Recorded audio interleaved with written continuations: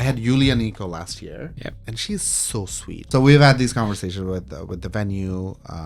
Obviously, it's summer. People are going to be wearing shorts. I think what their general problem is with people taking off their shirts, and also especially in the event industries, like there are stuff that you've never accounted for just come up out of the blue. And people just have too many options now. So back in the days, I hear a lot of stories of people going to Hamilton for these shows, 77, right? But now there are so many options, you just don't have to. Just out of sheer fear, I stopped selling tickets. So I called the venue owner at that point. They were nowhere to be found. I told them, hey, listen, can you send me the paper? So I called the project manager. Can you send me the papers that says this venue was appraised? This guy's like, oh, our office is closed. I don't have the actual number. Oh, wow. Hey, guys. Welcome back to Back and Hard Body Hurts podcast, where we dive into all things EDM. Thanks for tuning in this week. I'm your host for this week, Sunny. To my right is Benny. Hey. And to my far right is Hader from Canadian Ravers. He just skipped me. No. We'll get to you. We'll get to our guests in a little bit. But, almost getting to our guests. So we've hinted at this topic on a few episodes. And we are finally ready to talk about it with our guest here, because he knows a lot about this topic. So in the last few episodes, we've hinted that we're going to kind of dive deep into, I guess, the venue situation in Toronto and how it's looking. We've heard it from many collectives that, there's not too many out there. Prices are too high. So, we're here to talk with Asif about it from Puzzles. Thank you so much for having me here. Thanks for coming. So, for those who don't know, Asif is the owner of Puzzles Entertainment, one-man army. He has been a mainstay in our local progressive scene, bringing melodic techno, deep house, a whole bunch of genres. Yeah, diving in a little bit of Afro house and Afro tech in the past year as well. But you are correct. Mostly we've been working on progressive house and melodic techno. Yeah, as I said, always shifting with the sound. You always got to see what's trending. But yeah, as Asif probably knows, there is a venue situation in Toronto. He's faced it as well. So we're here to talk about it.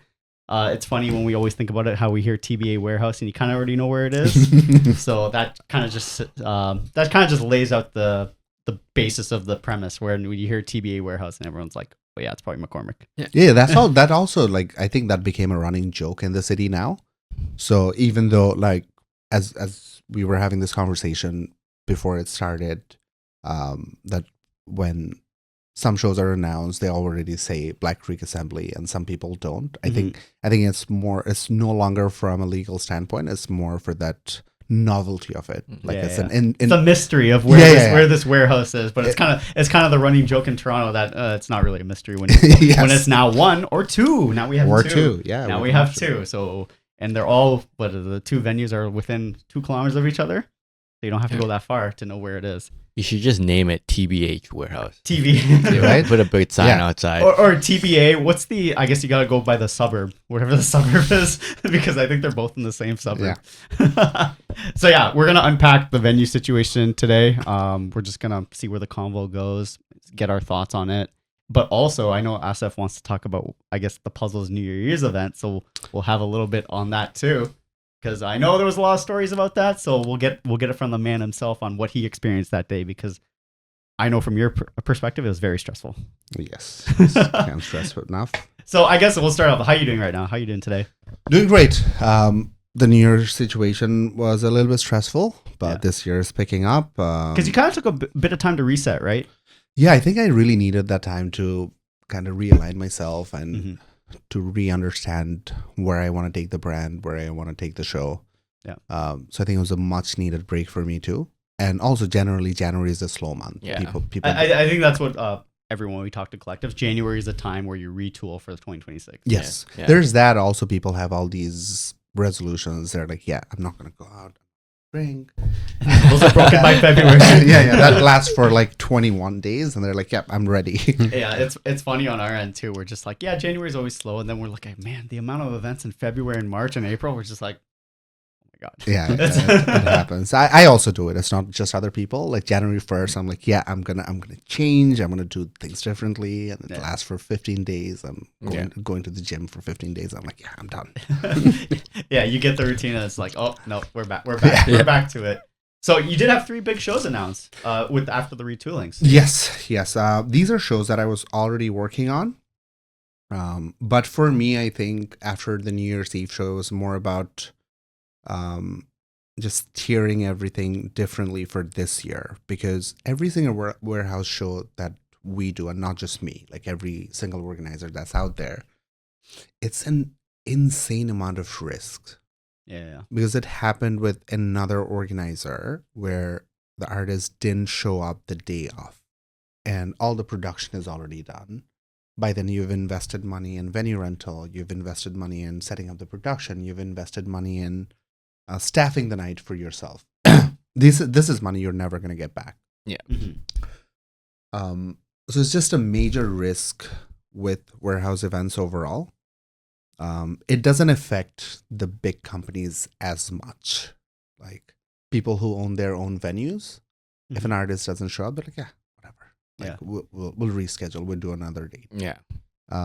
So that's the beauty of turnkey venues. Like you can still do other stuff and not have to lose as much money. Versus these warehouse shows, the risks is just so massive and so intense. Yeah.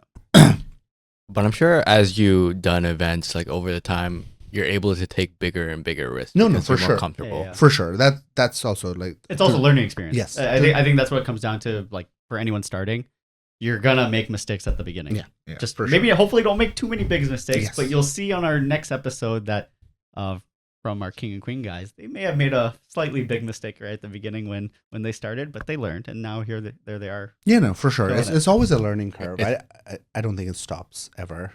You have to. It's the price of knowledge. That's what I usually Yes. like to say. Well, I was gonna say, like, you gotta take sometimes. I guess for an organizer, you gotta take a little bit big risks to get big rewards. You know. Yeah. But again, sometimes it's a you come gamble. out swinging. Yeah. I know when we talked to Devin from Systems, they came out swinging right away because they didn't want to do. Most people will start with like a local show, right, Mhm. just to test the waters. But sometimes you just got to book that one artist, and then that'll kind of just set you up for the next one. Yeah. That's also easier said than done. It is, because it as is. It is a very- new player, when you reach out to a booking agency, it's not like just throwing money. It's not like saying, "Oh, listen, I'll just pay you money," and booking agency will be like, "Yep, sure, we'll do the Mhm. shows with you." Because also to back this up on booking agencies' part, unless you have proven history in the market, they don't know what you're going to do with that artist. True. Like there was this one time, and I was hearing it from someone from the industry. Someone booked Marsh in Montreal a couple of years ago, and then the show sold 80 tickets. Wow. And Marsh is Yeah, he's one of the Yeah. bigger Anjuna names right now. Yep. Probably one of the biggest for the deep yes, scene. Yeah. Yes. So that's why booking agents are also sometimes they're like, "Oh, I want to see that you guys can do events." So that's why most of these because it's the marketing aspect too. It's the right? marketing The aspect, marketing yeah. is probably big because even with well-known, if you say you took a chance on a mid-tier guys, well, you have to market that to like, hey, this is the type of person you're gonna get. And obviously, with inexperience, if you're starting and you come out swinging on the gate, and if you're not ready for that, we call it the content for the content in this case too. The content is the actual show, but you need all that content before to help market the show. And 'Cause- it's post as well. You need to do stuff post show to show that people come to the game. There's that. There's also, I think, it's also about the database and your market standing, because there are the biggest bookings of the world, right? The John Summits of the world and Fred Against of the world. Yeah. I don't think it matters who does those shows. They're going to sell out anyway. Yeah. But anything that's not AAA, unless your company has a good standing and a massive database, like it'll always vary. And I see this all the time that, let's say if I were to do, who was it? Fisher is too big now. So Fisher is probably not a great example. Or maybe let's say Fisher like 3 years ago, right? Mhm. In a hypothetical situation. Yeah. If I were to do Fisher, because Budweiser Fisher did 16,000 tickets. Yeah. I don't think any of the smaller guys would have done 16,000 tickets for Fisher, just because none of the small guys have the database to make that show that larger than life. Yeah. So market presence is really important. I think if artists could just sell shows, then I wouldn't exist, or Yeah, all that's these true. mid small tier just won't exist. Yeah. So the content for content, as you said, is super important. Nice. So just circle back. So the 3 shows you have announced, which are great. Chris Avantgarde, which is the upcoming one. Then Yes. you have Elka Klein coming, and then you have Agents of Time. Yes. Yes, Agents of Time, been very excited about this. I like to say that's coming swinging right out of the gate. Like having those 3 artists booked Yes. as their first events back is pretty good. Agents of Time just kept getting delayed. It was initially planned in November, and then the whole thing with Brooklyn Mirage went down. Oh, so that indirectly Yeah. affected Oh, you. Okay, Not okay. just me. I think a lot of bookings in Toronto and in North America because overall. it's like go here and then Yes. go there. Okay. So most of the Toronto shows are usually routed through either New York or Miami because like same time zone, short flight. If somebody does a West Coast and then East Coast, suddenly there's a time difference. You've lost like 3 hours in the process. So a lot of shows got postponed because of the whole Brooklyn Mirage situation. We also had Adiel in September, I think. That show just got cancelled altogether. Like Because- this past September. Yeah. Okay. Because they were like, yeah, she's not coming to North America. Are they tearing it down? The Brooklyn Mirage? Pacha Ibiza bought it. Yeah, Pacha Ibiza. Okay. So funny story, Pacha Ibiza actually owned it 10 years ago too. Oh, I didn't know. Yeah. that. It's full circle. Not I don't think they owned the venue. They owned the branding in like they had a venue in New York, and then they essentially moved away, and now they're back. So it's kind of. Wonderful. I mean, if there's anyone to take it over, I think it made sense. It came back to the other situation that we were just talking about earlier with the It's interesting that I guess from your perspective, you remember all the chatter about Brooklyn Mirage and like the money sink and all that, and everyone's just like, is it going to get tearing down? I guess what do you think Pasha saw to be like, I want to take this risk? There are lots of things that happen in the back. Because there was like we're talking like tens of millions of dollars in Yeah. debt that they had to like To take over.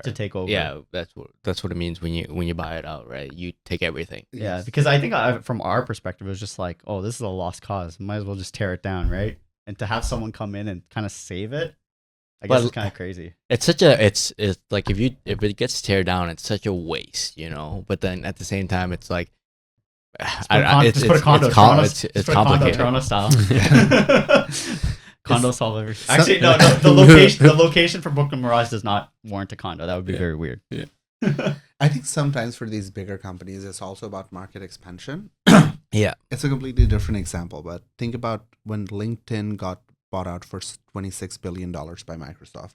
LinkedIn is basically resumes of, and please don't hate me for this, but a bunch of people who are unemployed, they're just super active on LinkedIn. I don't know many people who are employed and actively. Yeah, that's Yeah, true. like- Very that's true. true. That's You only true. use LinkedIn. Yeah. You only use LinkedIn if you're looking for a job. Like even for me, back in the days when I was looking for a job, it's only I'd be active on LinkedIn only when I was actively looking. Yeah.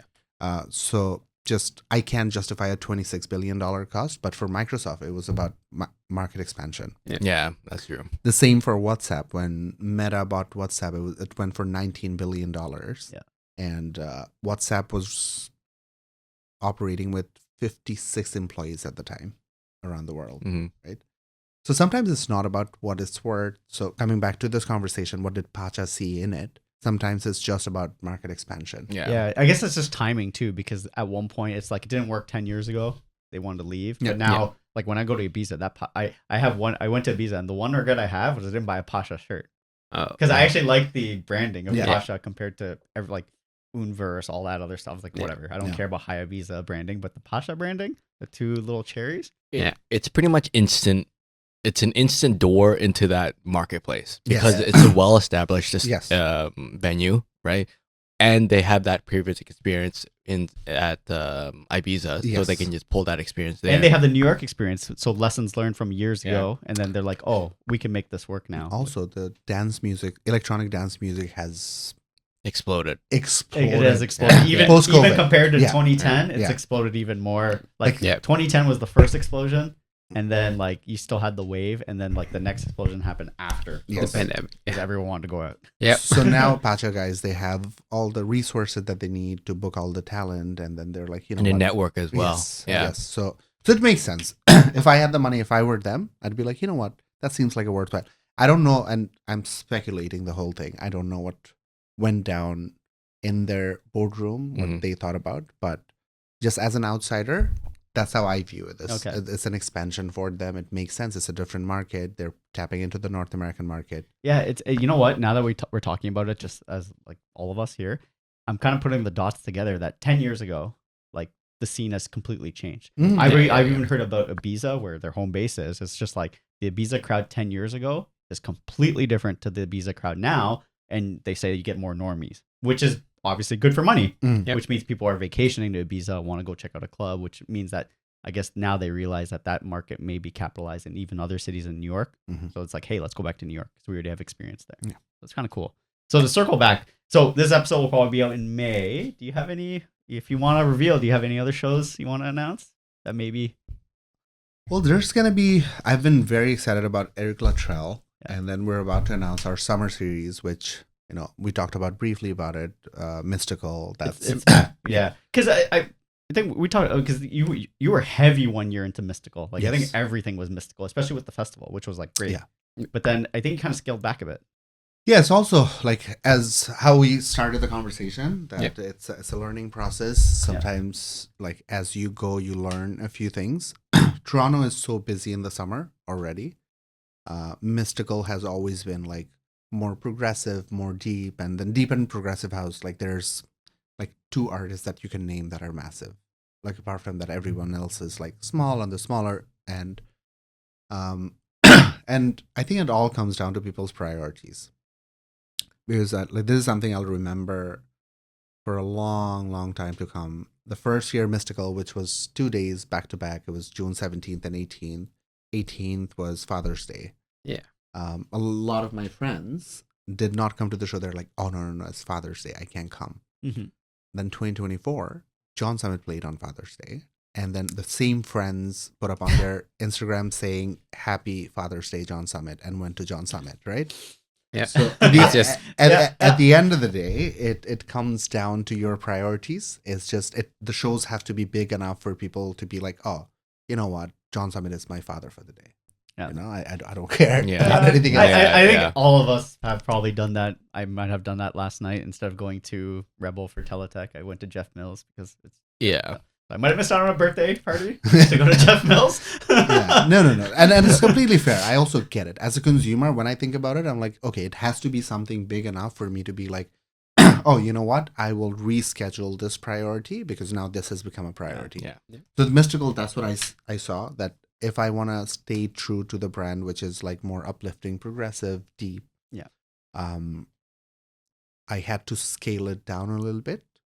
And then instead of doing a weekend, do multiple days in the summer. Mm-hmm.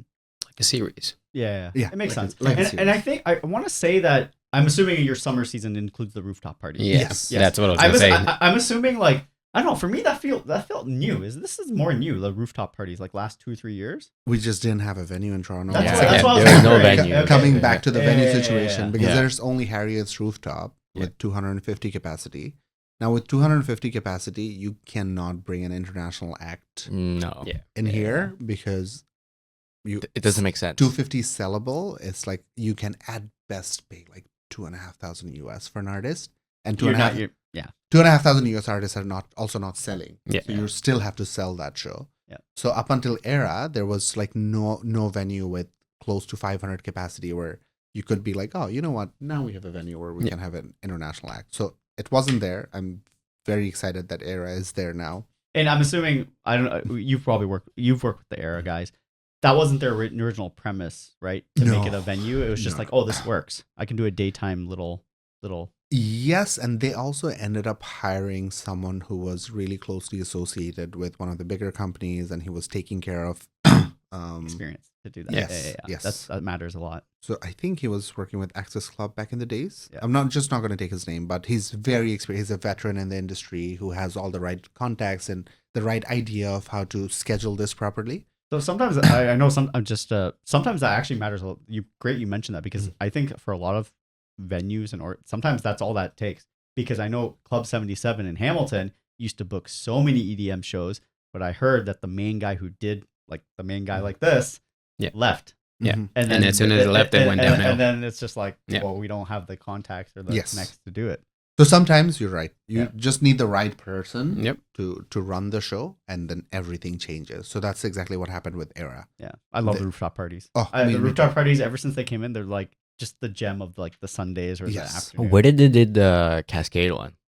The Cascade one was a parking lot. Yeah. So Oh, okay. yeah, the parking lot that was The also a parking. unique thing. I think Yorkville. we're probably gonna see more for everyone here. We're gonna see more trends probably with people doing obscure outside rooftop Yes. parking lots.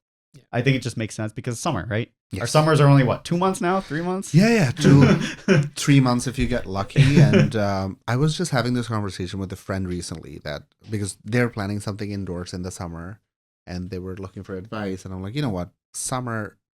It's not easy, obviously. All the venues are now booked for the summer, but always try to keep things outdoors because we just have so few days of this. And then people just want to be outside. Yeah, people Yeah. want to be outside. Yeah. Like Stack Market, anything. Yeah. Just people Yep. just want to be outside. Even if it's like the shittiest speakers in the world and you Yes. put it out, people just want to be outside. Yeah. Yeah. So Era came in at a really good time, I'd say, and allowed for that space. And it's not only puzzles. Other companies are organizing shows there that are more in the deep progressive scene. It's the vibe for the daytime parties Yes, too, which yes. which makes wonderful. It's that uplifting. Like I had so much fun at, I think all 3 shows last year. Double Touch they're always great. Mhm. I think it's just a lot of like absolutely pure positive energy from them. Yeah. Hannah was great, and then Nox Fun as a season I closer. was there. Mm. That was good. That was great. So Yeah, I told all my friends you got to make one rooftop party. I don't care which one, you just got to go to a rooftop party. Yes. It's like the vibe is so good. So guys, make it a priority and go to a rooftop party, any of them. Yeah, I took a bunch of my friends to Knox Vaughn, Yeah, and they're I like, heard amazing things yeah, about Knox Fun. loved Yeah, it. Yeah, you know, yeah, that's good. it's like different environment, different vibes, and like, you know, open air kind of thing. So like, it was just like perfect. yeah, it's And also the sunset, the you know? crowd. I think that's one place where I can take full credit for the vibes for these shows.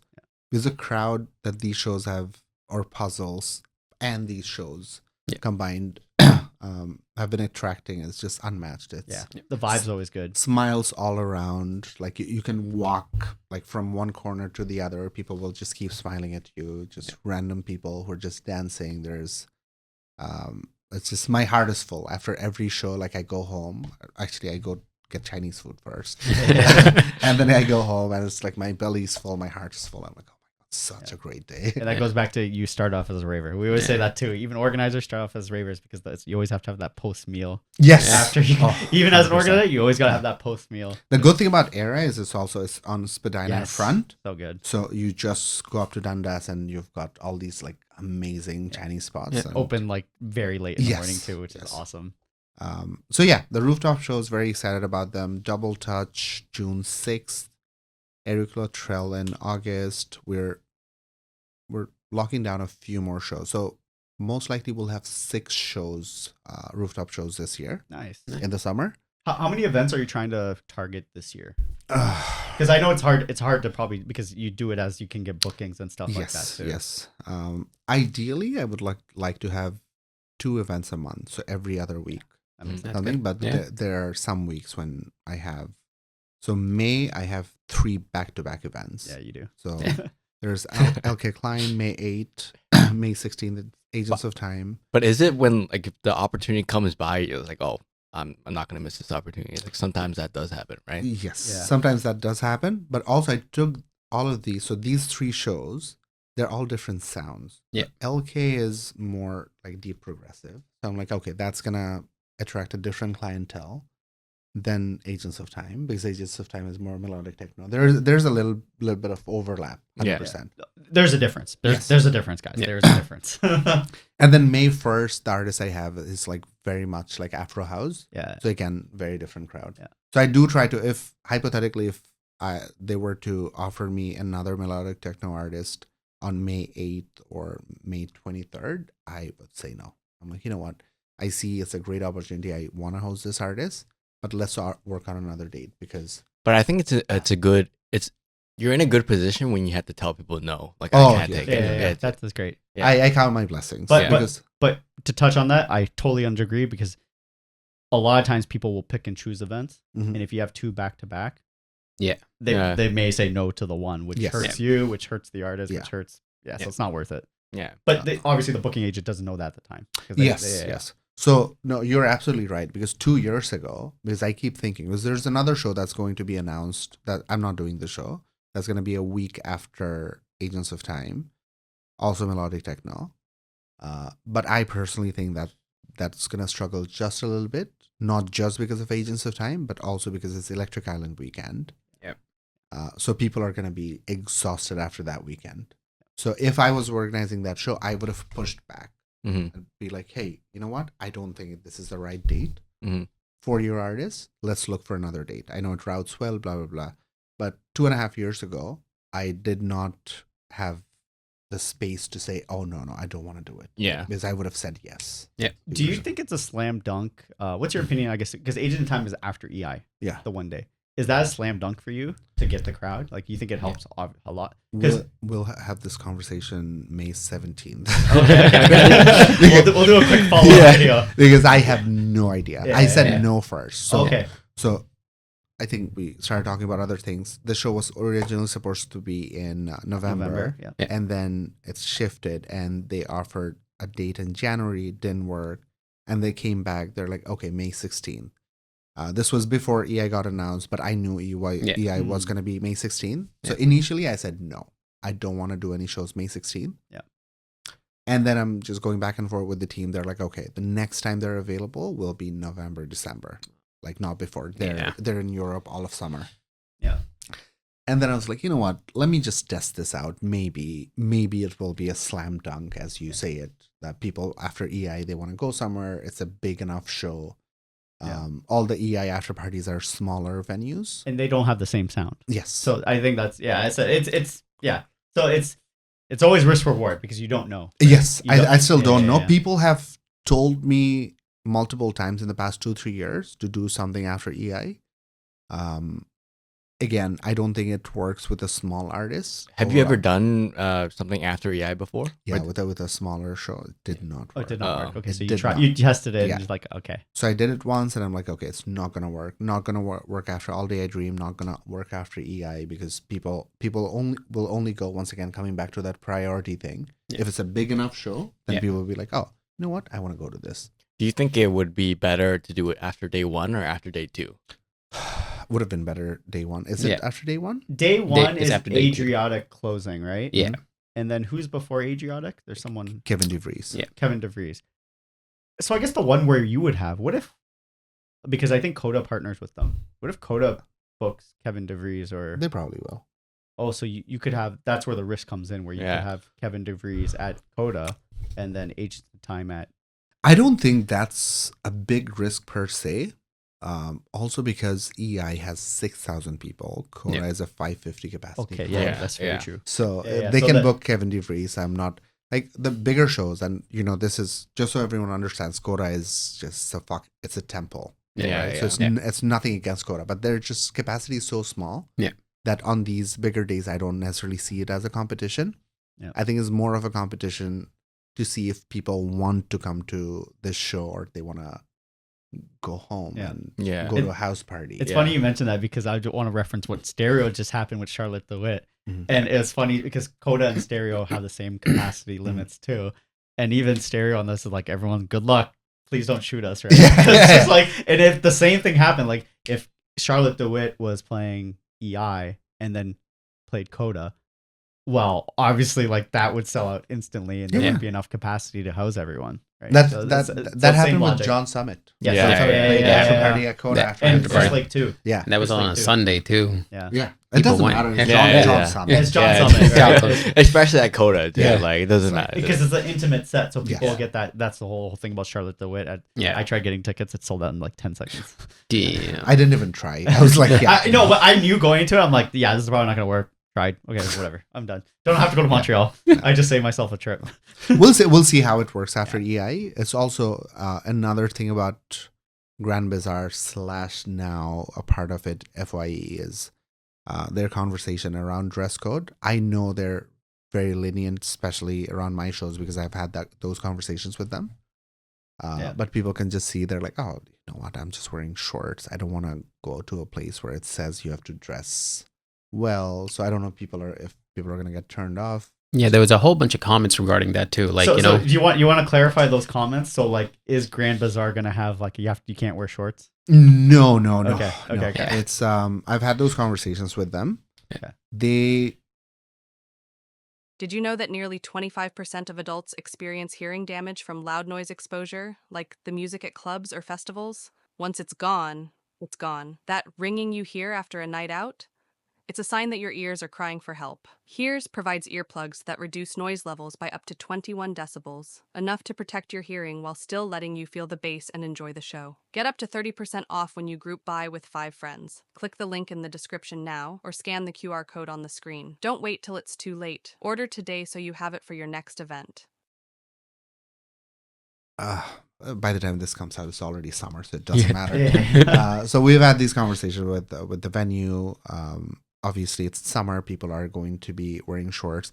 I think what their general problem is with people taking off their shirts quite a bit, Yeah. which I also not. No, I mean, I'm that's not a fan that's of overall. It's See, we can't do it at Coda. I don't think you can do it at Coda. No, you you can't. can't. Do that in They many kick you of these out right venues. away. Can you not? No. Oh, Yeah. okay. I was under the impression that Yeah. they do it. No, at Coda all the time. No, I've seen it at Rebel, but like not at Coda at all. Yeah. Do they come and stop you? Because I've Yeah. never Yes, tried yeah. to take off my Yeah. shirt. Yeah, they stop you. They stop Okay. They stop yeah. you. Okay. Yeah. As I said, it's and you have to respect the venue, guys. If the venue says, No. keep your shirt on, keep Yeah. your shirt on. I think FYE is also going for more of that 11 Miami Yeah. inspired venue. So it's not necessarily they're not trying to shove like class down people's throat. It's just they want people to be slightly more elevated. They're like, okay, you know what, you're coming here for a night out. I think Yeah. most of the clubs, most of the recent clubs, like stories like that, Future, where they say, they have the dress. Nomad too. Nomad for the longest time said they have the dress code, but Yeah. like obviously for rave shows, it's just like Yeah, No, it's no, been a they- t-shirt they're and gonna- jeans. I think people read into it too much. Yes. I think that's what we're just getting at here. I think like guys, they know it's a rave.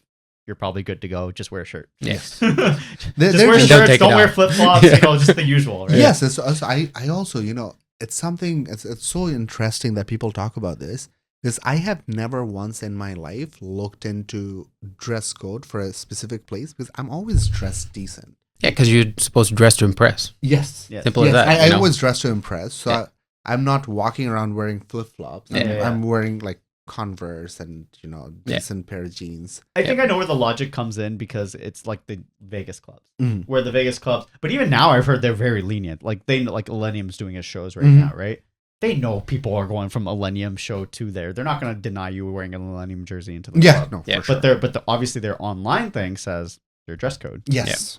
That's Even well, now, I've heard that you can wear sneakers. Before there's like, oh, you have to wear dress shoes. that's Yeah. just stupid. I think the market's also changed in general, but I think people still have that stigma when they read it and they're just like, why is this a dress code? No, I completely get it. But also, like, it's, people, if you want to hate me, but people could find something to complain. Always. Hate, Yeah. Always. there's Toronto always- staple. yeah, Toronto hate staple. is so loud.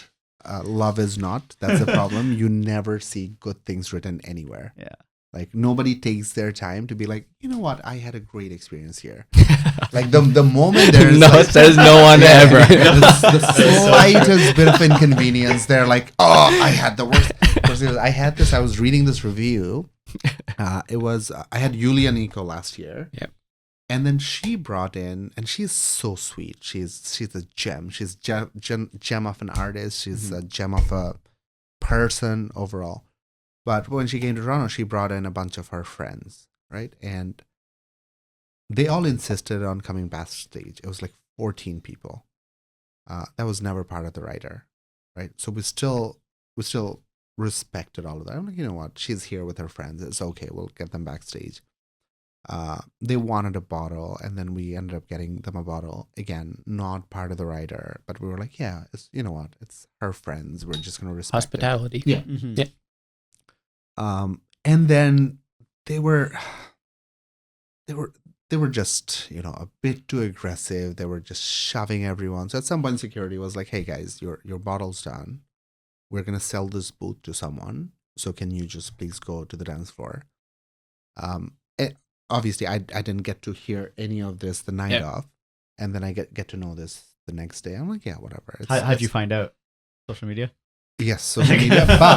But one of her friends actually went on Google, gave Future a 1-star review, and then she was like, "Oh, I'm friends with the headliner. They still kicked us out from backstage." Blah blah blah. I'm like, yeah, but you were never supposed to have that booth to begin with. Like, but that's not what they write. That's Yes, not what yeah, the world right? sees, right? so people will always find something to complain about. It's just a fact of life now. I Yeah. still struggle with it. It never feels good, but Never does. you have to. I think in the end, you just have to reflect and see what you can learn from Yes. it in general, right? Yes. You're always going to get negativity. in It's that just like- regard. People think they're entitled for this Yeah, things, yes. but you know, like you got, Entitlement. yeah. Yeah. It's just like you haven't earned it at all. Yeah. You know, I mean, even we get negativity, and we're just a podcast. We're just talking to people on the podcast. Why are we getting negativity? It's just like, what else? No one else is doing it. Yeah. But so we're gonna dive into the venue situation. But first, before we do that, let's get a bit about like the puzzle's history, right? Like Mhm. just a bit, like when did you start it? How was the venue situation when you first started? Mhm.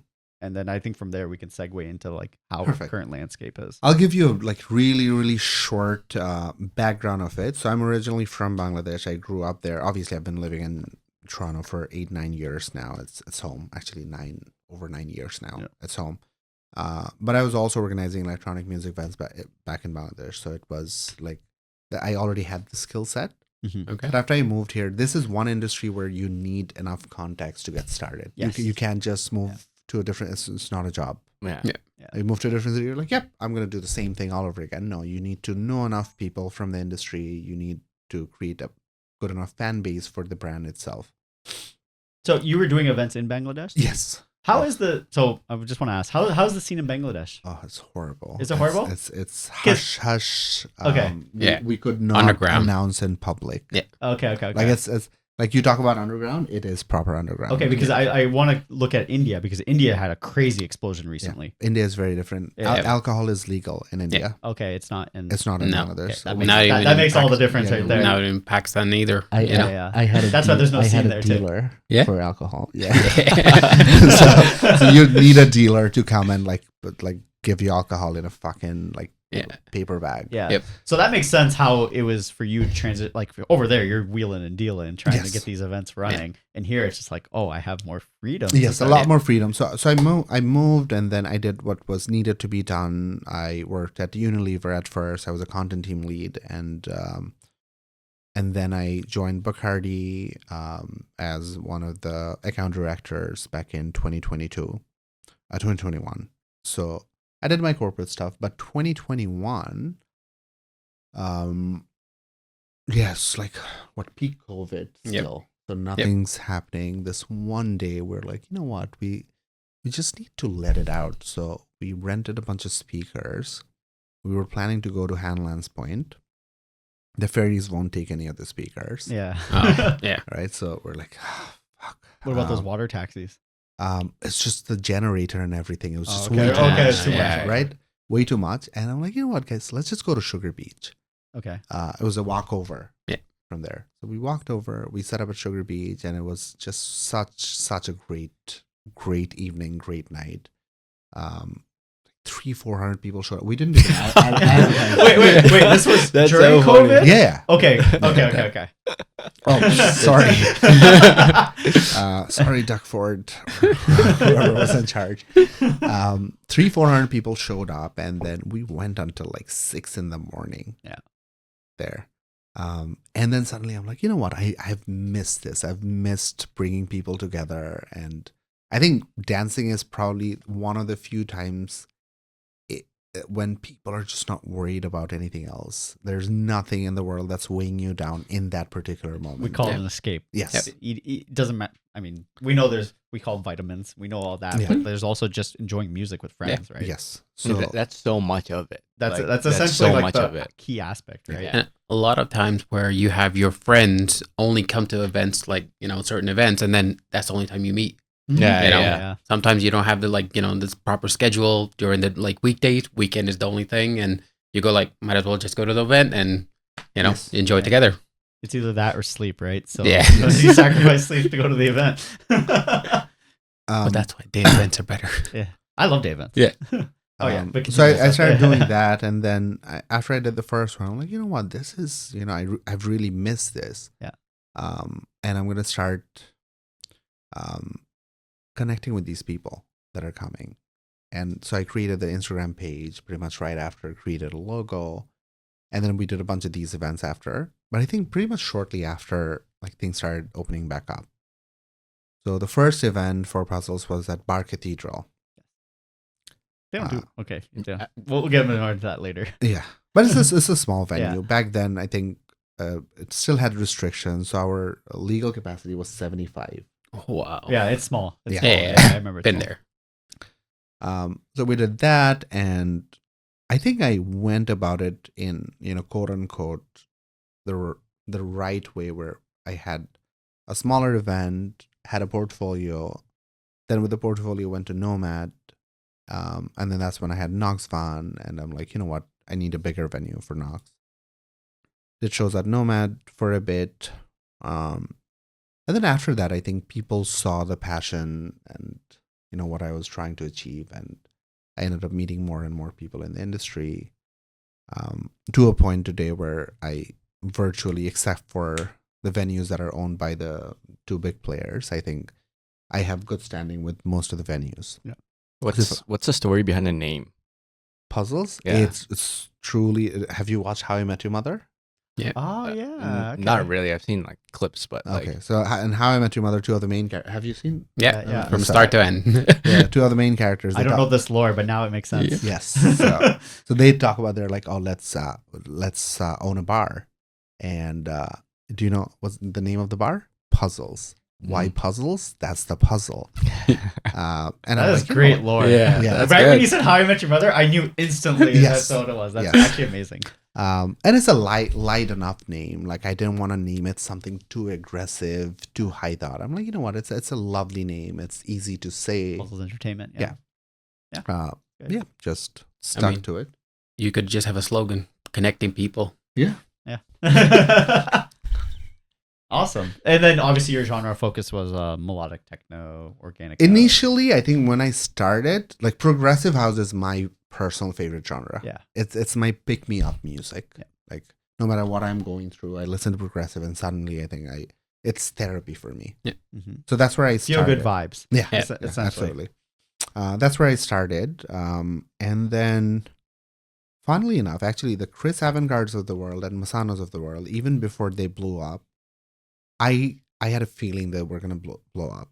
So the first time I sent an offer for Chris Avangard, this is before, was that first song with Anima that blew up? Consciousness. yeah. It was before Consciousness released. Yeah. I spent about 4 months in Tulum. I was working remotely, and I'm like, I'm just going to go stay in Tulum for 4 months. Life sucks here anyway. You just during the winter time? Yes. Okay, Yeah. good. Yeah. 4 months. It was beautiful, but I think that's when Afterlife or Zamna Afterlife That's was, when the whole Yes. social media of that. it was took off. blowing up. So right before it blew up, Tulum, all the artists that I had met, they had a hint, like indie dance / melodic techno was going to blow up. So I remember sending offers for both Chris and Masano and Kevin DeVries back in the days, but they all wanted their debut to be Coda. And I did not have access to Coda. Yeah. So even though I was able to offer them the money that they wanted, which is honestly 1/10 of what they get paid now. So they were proper small back then. Yeah. I still wish I had those shows, but Yeah. I'm happy that I have them now. Yeah.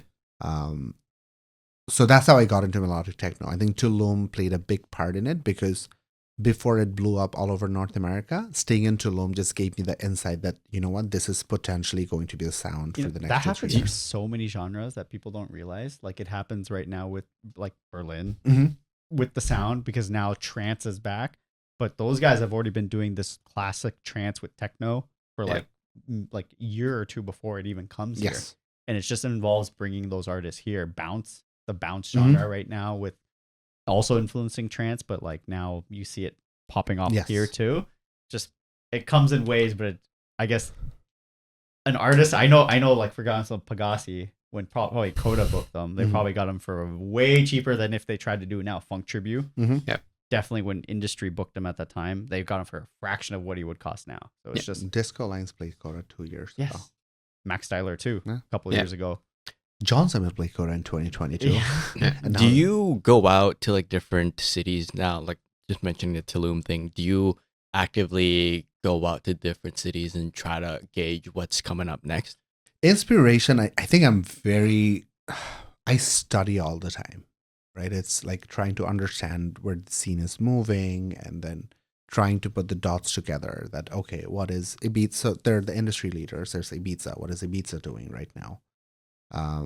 There's a lot of money in Dubai. So what is Dubai moving towards? What is LA doing? What is New York doing? What's happening in Mexico City? What's happening in Colombia? So I do a lot of studies and I do go to different cities for inspiration, not so much to understand. Because if you're traveling for a week or 2 weeks, You're not gonna get much. Yeah. you're not getting the inside information.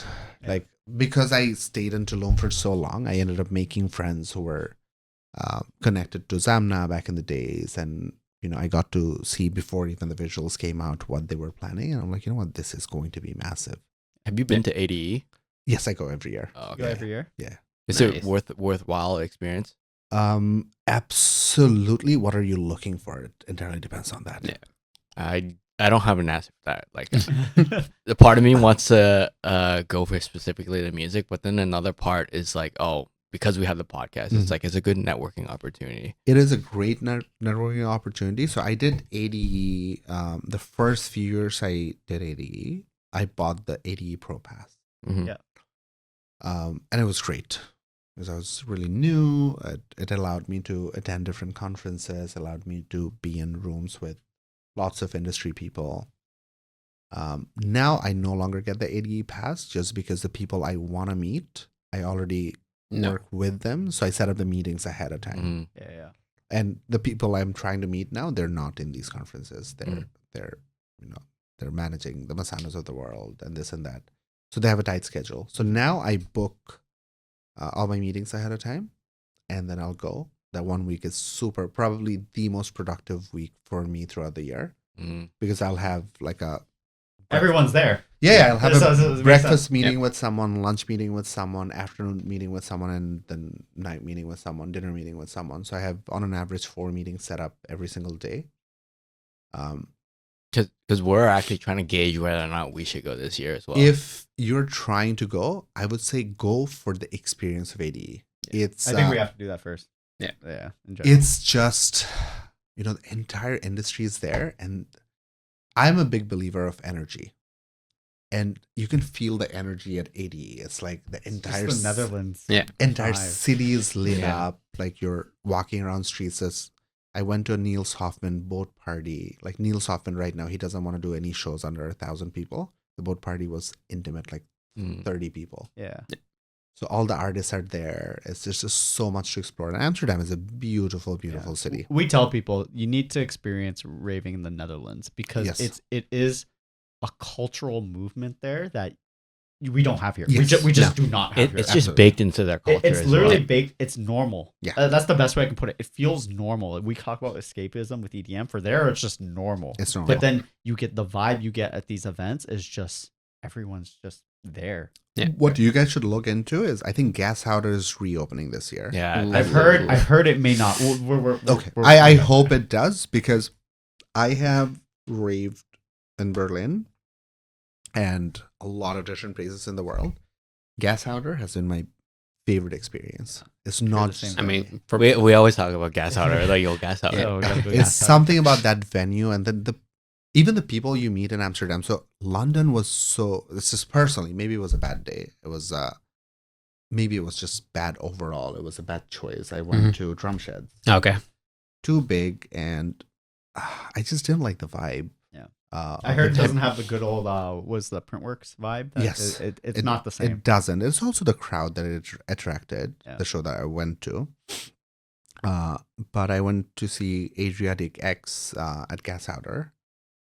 So the experience was amazing. The people I met, like random people, were just checking up on me all night. I had the Like, I same. didn't know that. I was literally in Amsterdam 2 weeks ago, and it was a tent party, like the Thuishaven that Mhm. they have, and I was just like, I was blown away by the vibe because it felt normal. People were just coming in and out of the crowd. Everyone was respectful. The one thing I kind of like in our local scene here, especially for like females, I feel like sometimes they get preyed upon too much depending on the event. I saw none of that there. No. Like it's just normal.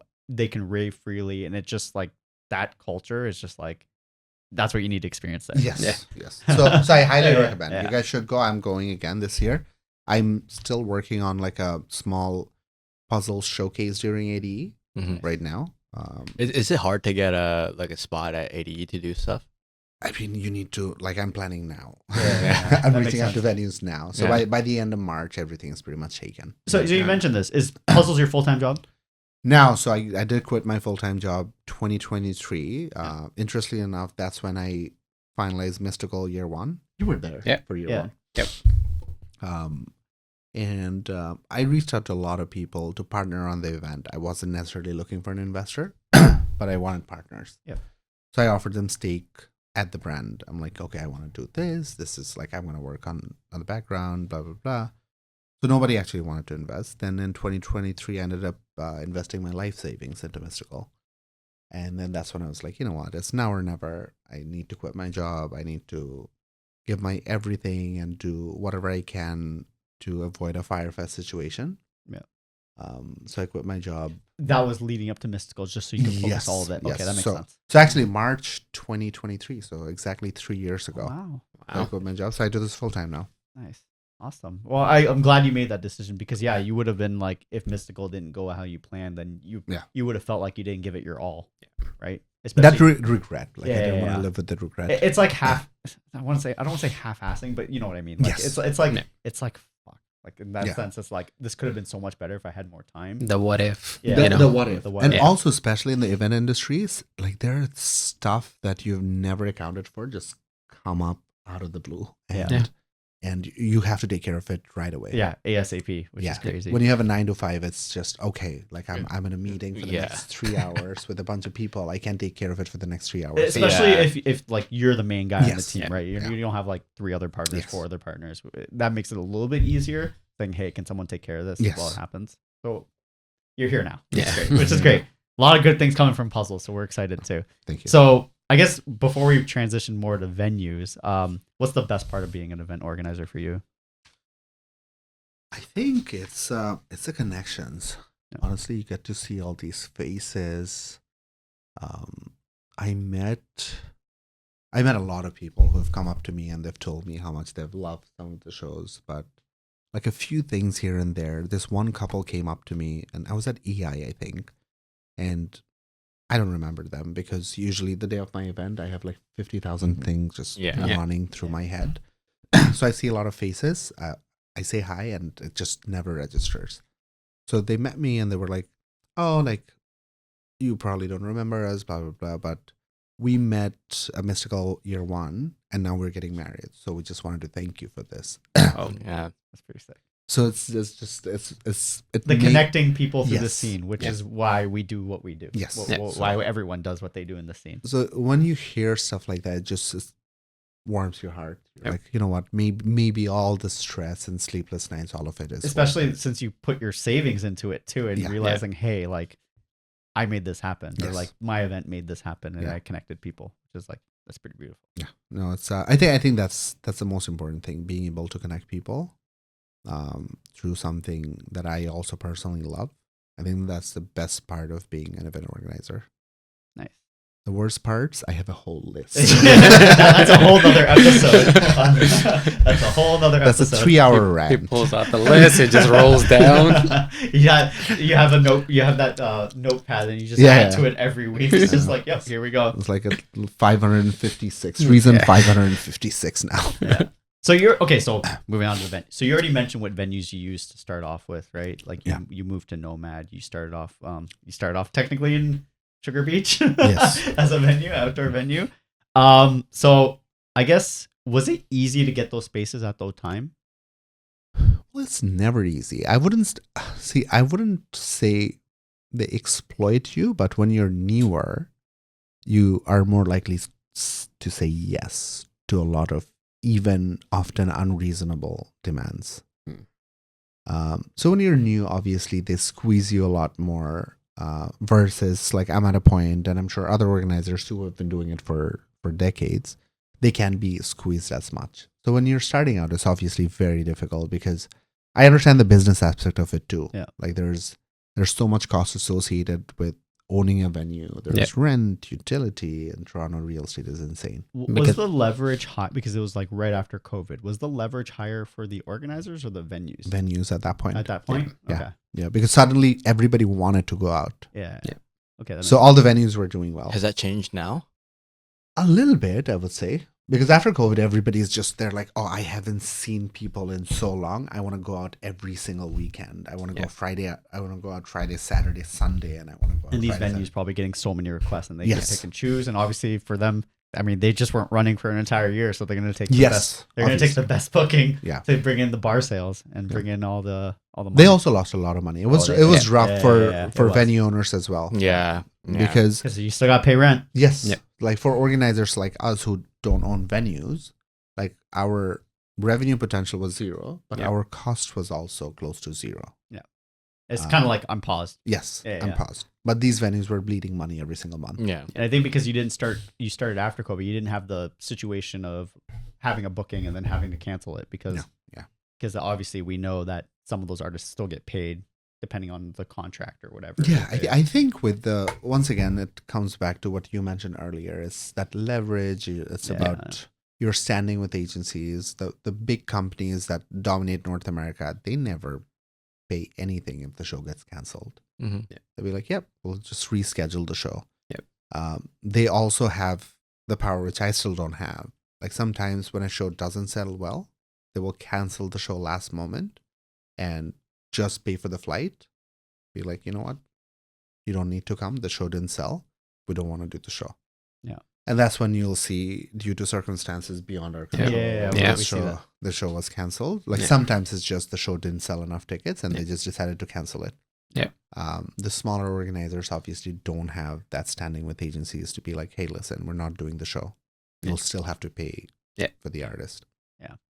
Yeah. I think unless you're as industry members, we kind of know when that happens. But Yes. obviously for any ravers, they may not know why. But Yeah, that- there are they- multiple reasons. That's not Yeah, the yeah, only yeah. reason. Yeah, Sometimes missed flights and this and that. There are other reasons too, but Missed flights is probably the worst. 'Cause Yeah. just- well, I mean, we'll get into that Yes, we will. situation. Yeah. We'll get into that situation.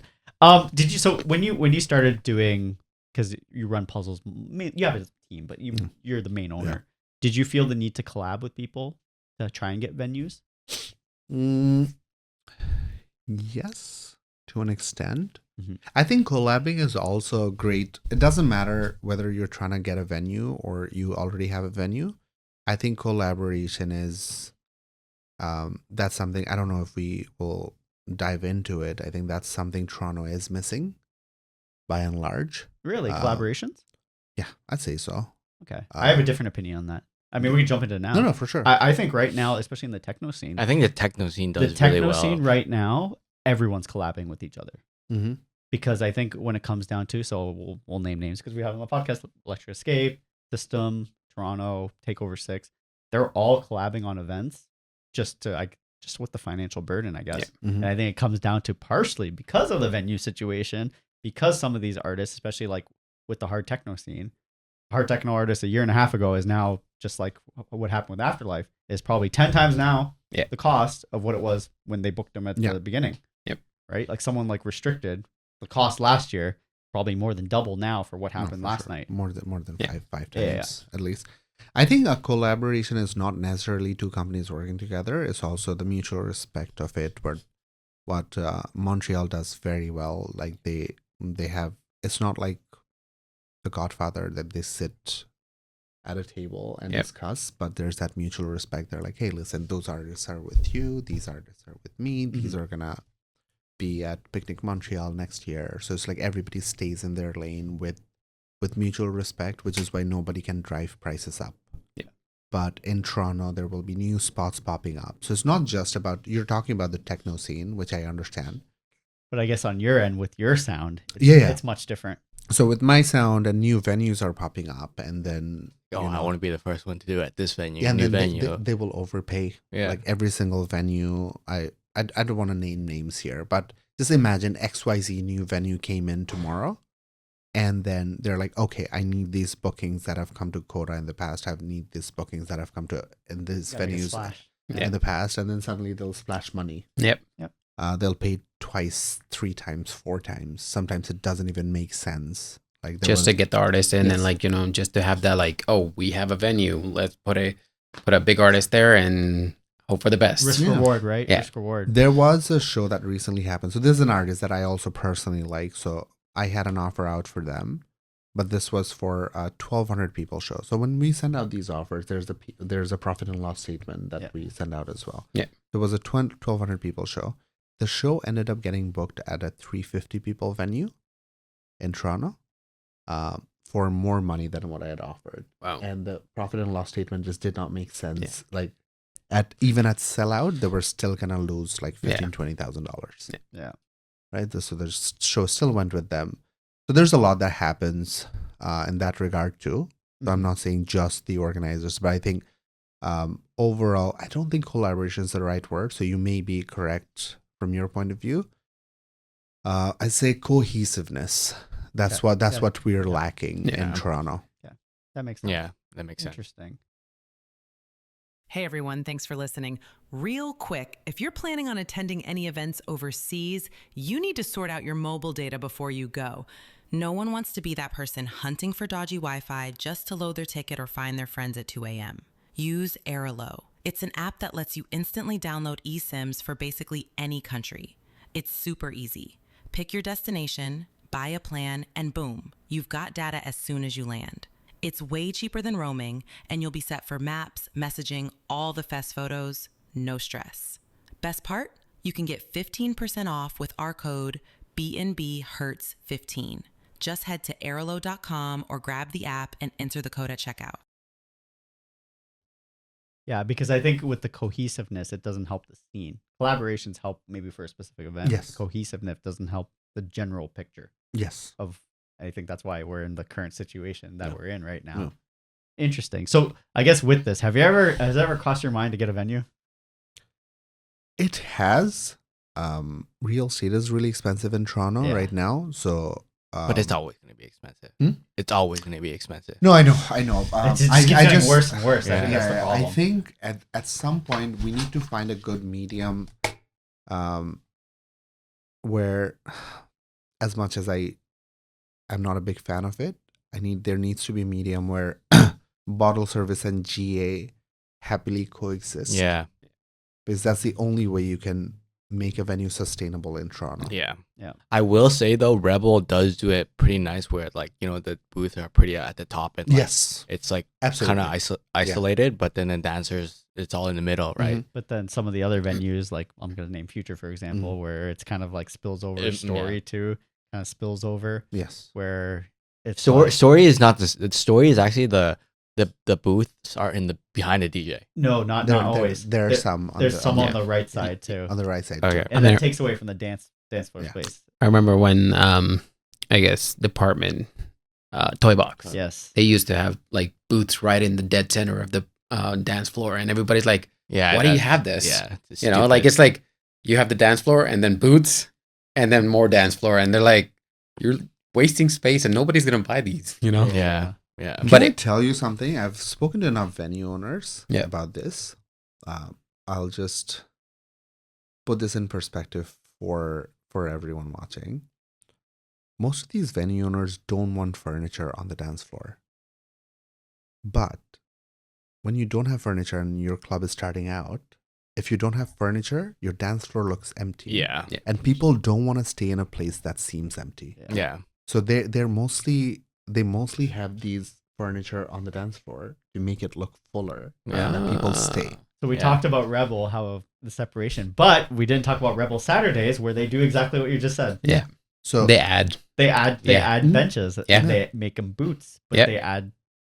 It just looks full. Yeah. because it's also human psychology. Like you Yeah. can't straight up go and blame these venues because if if a venue is empty, people come in, they're like, oh, this place is dead. I want to go somewhere else. Yeah. But it looks full. People are like, oh my God, it's bumping. I Yeah. want to stay here. It's actually mind blowing you mentioned that, because even some venue like Coda subtly does this with those tables in the back right. Yeah. Like they just have a bench right there. Yeah. And it's not really a booth. I mean, you could just stand around it, but it makes it look a little bit more full. Yes. Yeah. Yes. Interesting. That's very So this whole booth situation, it's like these venue owners, they're not evil. They understand that people want It's dance. necessary. Yes, it's necessary. And I've spoken to, since you mentioned Futures, they're my friends. I've spoken to them multiple times about it. They're like, the moment we start selling 500 advance tickets, we will get rid of the booths. We don't want them there, but we have them there you have because to. Yeah. because it pushes everyone to the front, and now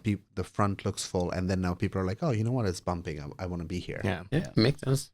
Because there are times where Rebel, like, you know, the dance floor's not full, but all the booths are full. Like, and people Yeah. wanna celebrate too. Like, Yes, for if sure. if there's a birthday, Yeah. you know, you get a booth, you have fun with your friends. Like, it's a nice medium. Yes. I think. Tomorrow I have the day event, and I never push booths for this show, but I have 3 different birthdays coming in tomorrow. They've all bought booths. Mm-hmm. They're like, oh, just, you know, Daytime party. do yeah, that I with it. want a separate space Yeah. for me and my girls, and you know, have a fun time.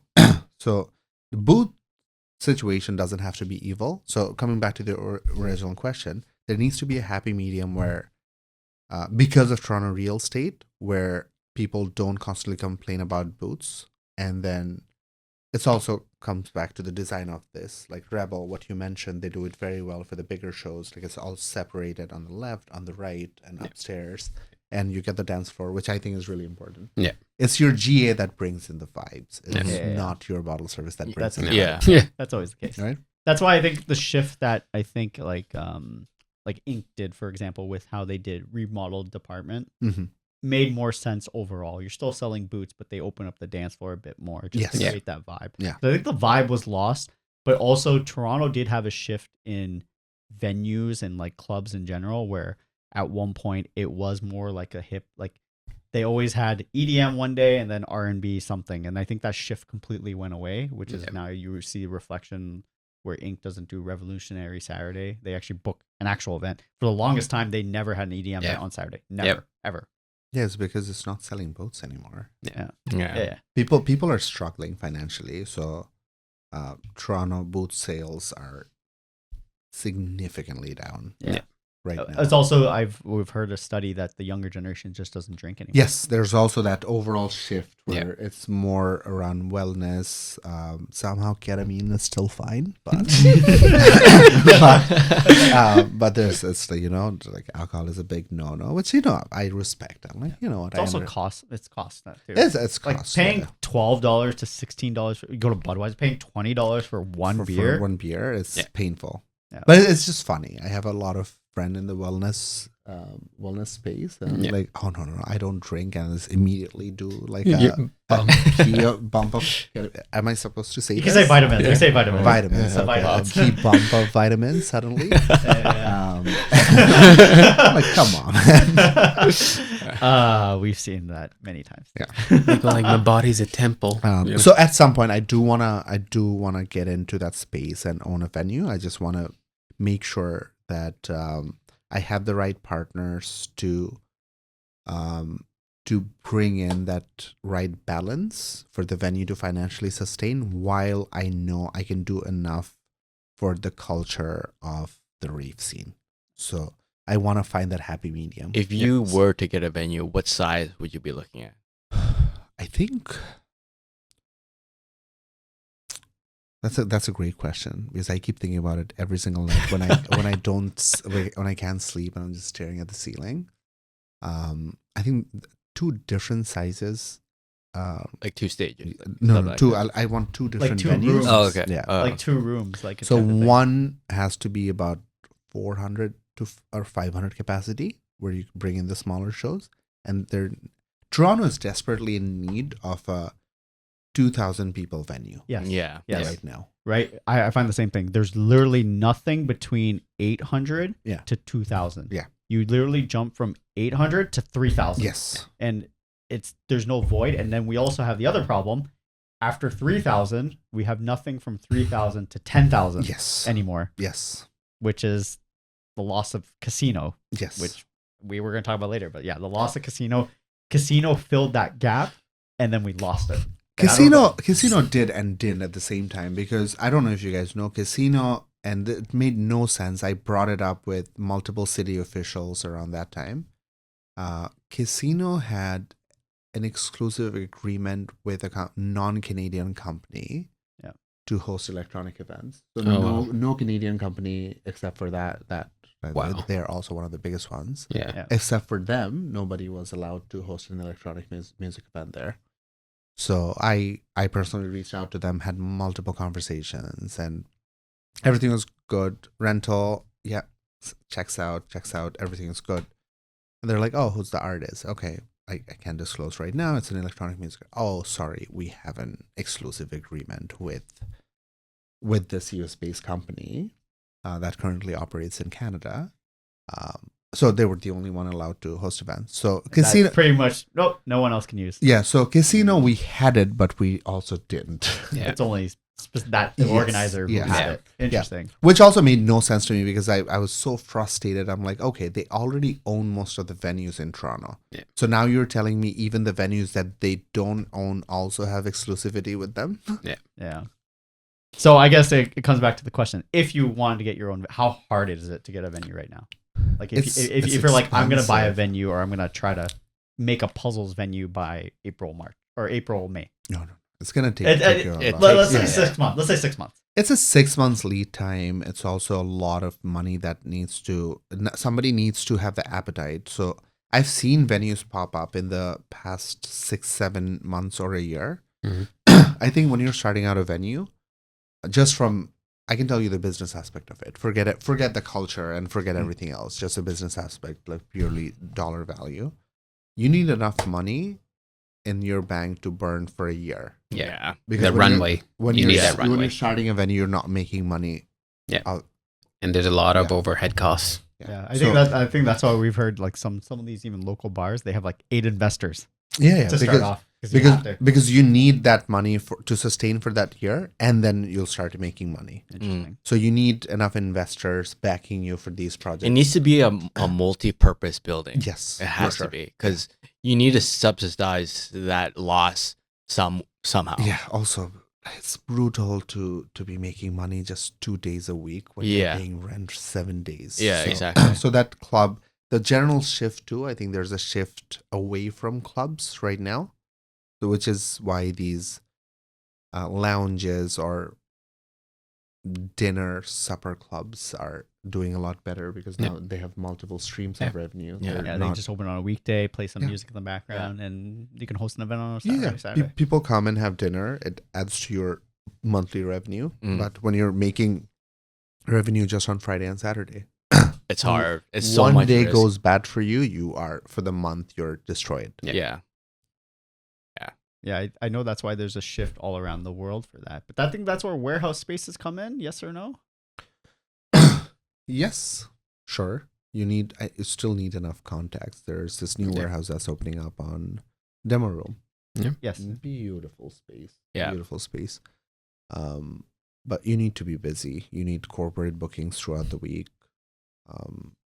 film shoots, etc. I guess that's the part that people don't see in our industry. Yeah. They just Yes. look at Yeah. our McCormick warehouse, right? Yeah. Right. We just go to McCormick for at 1 a.m., 2 a.m. in the Mhm. morning on Saturday, Sunday. But I guess during the week they're running corporate. Event. They have I to. think They have I to. think McCormick is doing more nonprofit stuff during the week. Yeah.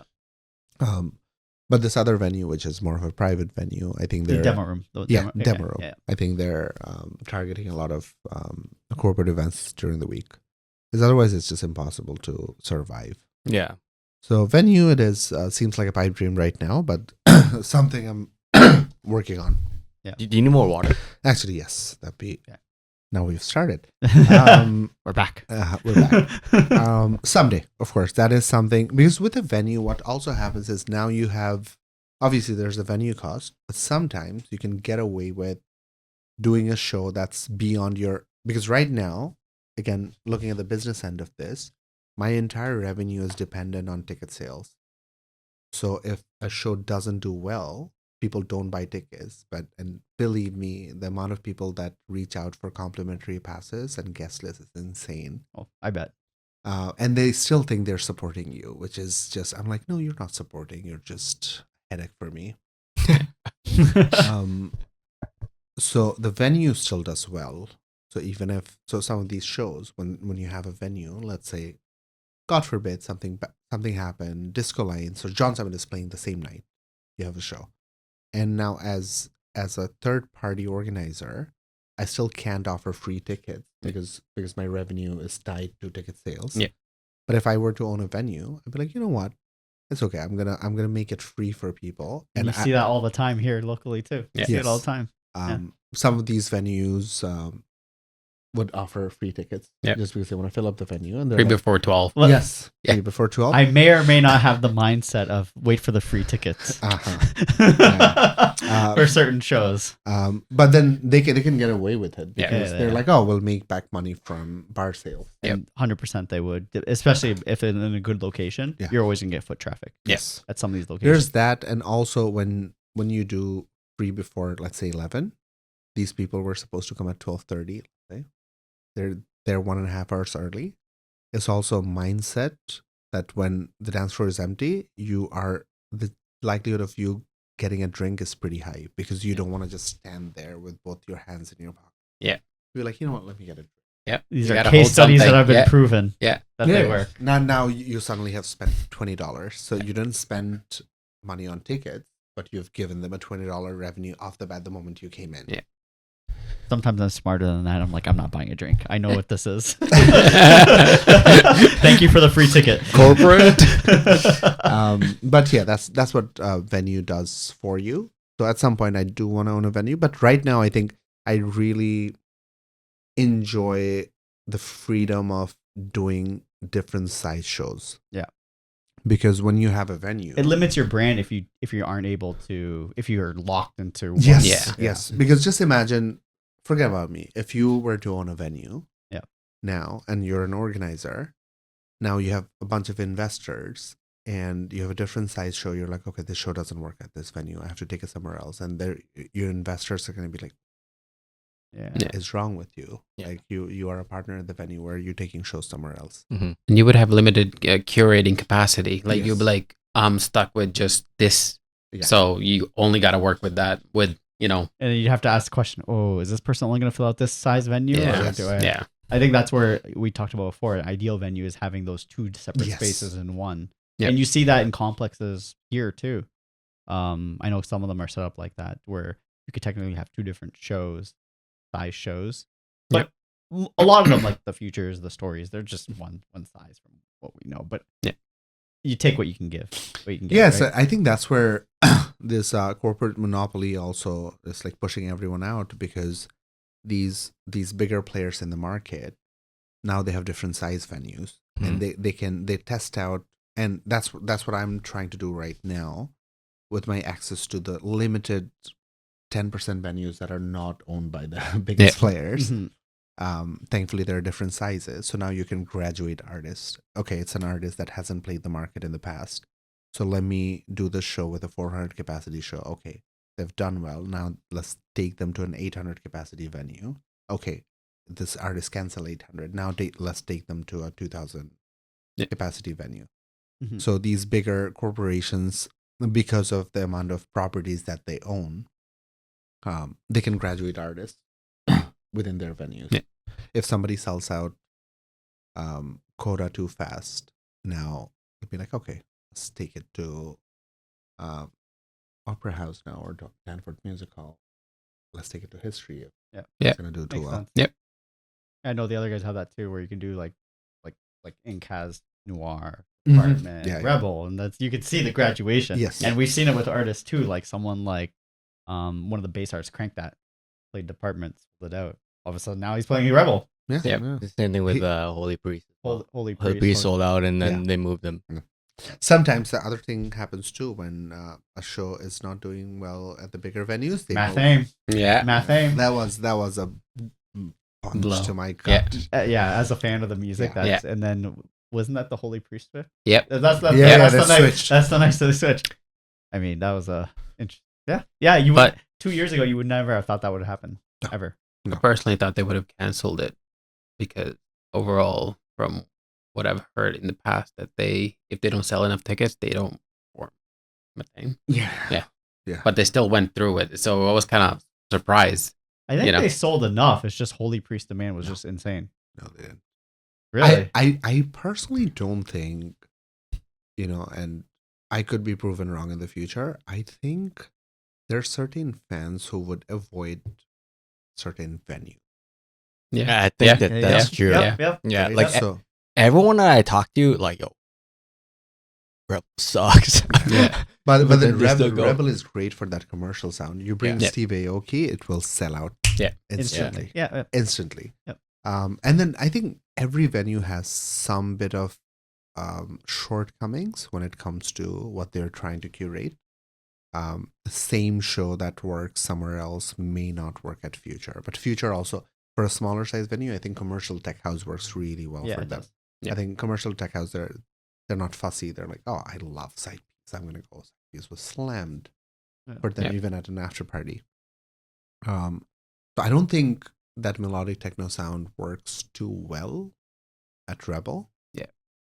Because that crowd is just slightly different. Yep. And for some reason, they would still go to Grand Bazaar over Rebel. Thing. Interesting. Yeah. It's interesting mindset. Well, then again, I never thought hard techno would work at Rebel too, and here we are now. Actually, you know what? That's why I'm saying maybe I'll be proven wrong in the Yeah. future. I think if it's big enough, people will go wherever. Yeah, You yeah. can you can have it in a swamp. I think it comes back to how it's kind of not phasing out, but the afterlife decline. Yes. We're seeing it now. Yeah, no, Yeah. for Yeah, sure. Yeah. I think right now hard techno, and all the hard techno fans can hate me for this, is the new EDM. Yeah.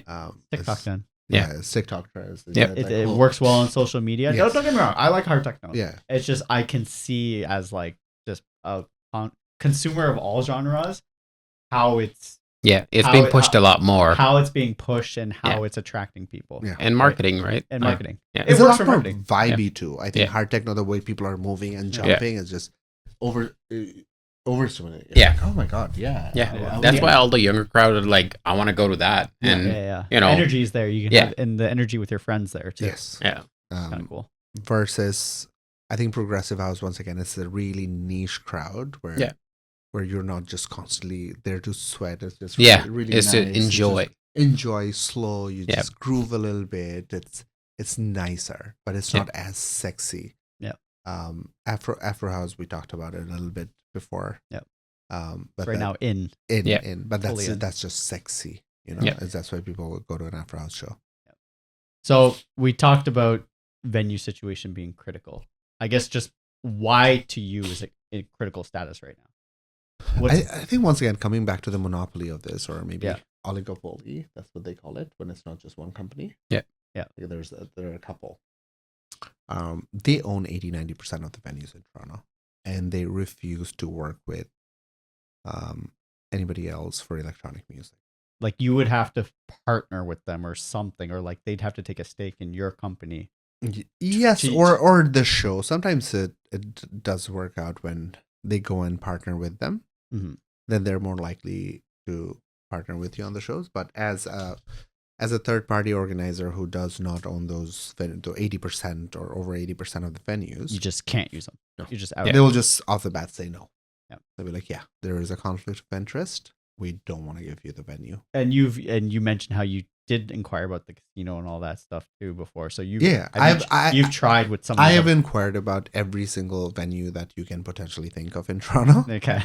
Yeah. You have to, right? yes. You have to do your due diligence, right, to see So- what the answer is. I've tried because, so for example, I hope this doesn't get me into trouble. I love History as a venue. I do think I it's love history too. it's the best venue in Toronto. Like Yeah, it has that is It's what I tell people. If I want to bring a friend to an EDM show for the first, even a show in general for the first time, I will take them to history. Yeah. history. Yeah, it's just, I think from Other than code check. Yeah. Setup is fine. Other than True. code Yeah, check. true. I hate checking my code too. So it's just like Yeah. I was just keep it Right. Yeah. Yeah. Because it's like 45 minutes to go. No, Yeah. I 45 run. minutes. Even in -30, I'll run from my car to history. Yeah, no. park like Just- right across yeah. the street. So I'll come early, make sure I get that parking spot so I Yeah. can run to the venue and not go check. But Same. beginning to end Yeah. is such a great experience. I've never had to wait in line for more than 15 minutes at Yeah. history. yeah, it's just like you go in, Yeah. get checked. You know, It's you're clean, free water, the Yeah. bar prices or whatever. But yeah, like but that's out of your control. Yeah. But even the where you can stand, you don't have to be in the crowd. Yes. It's good on the stairs. Cool. It's good on the back. It's good by the production booth. Yeah. no matter which spot you're at history, it's like you see everything. you see Yeah, everything. you see This- You know, that's the one thing. stage is not too high, but also high enough that it creates that difference, but you don't feel disconnected Yeah. from the artist. Yep. And the production is solid. Now, I would love to bring some of these shows to history. Yeah, you just They're, can't. they're owned by Live Nation. Yeah. They're like, yeah, no, like we're not giving you the venue.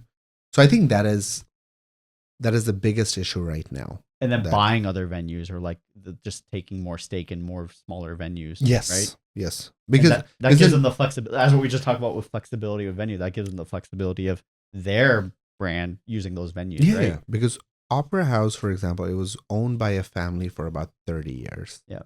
And now it's owned by one of the big two companies.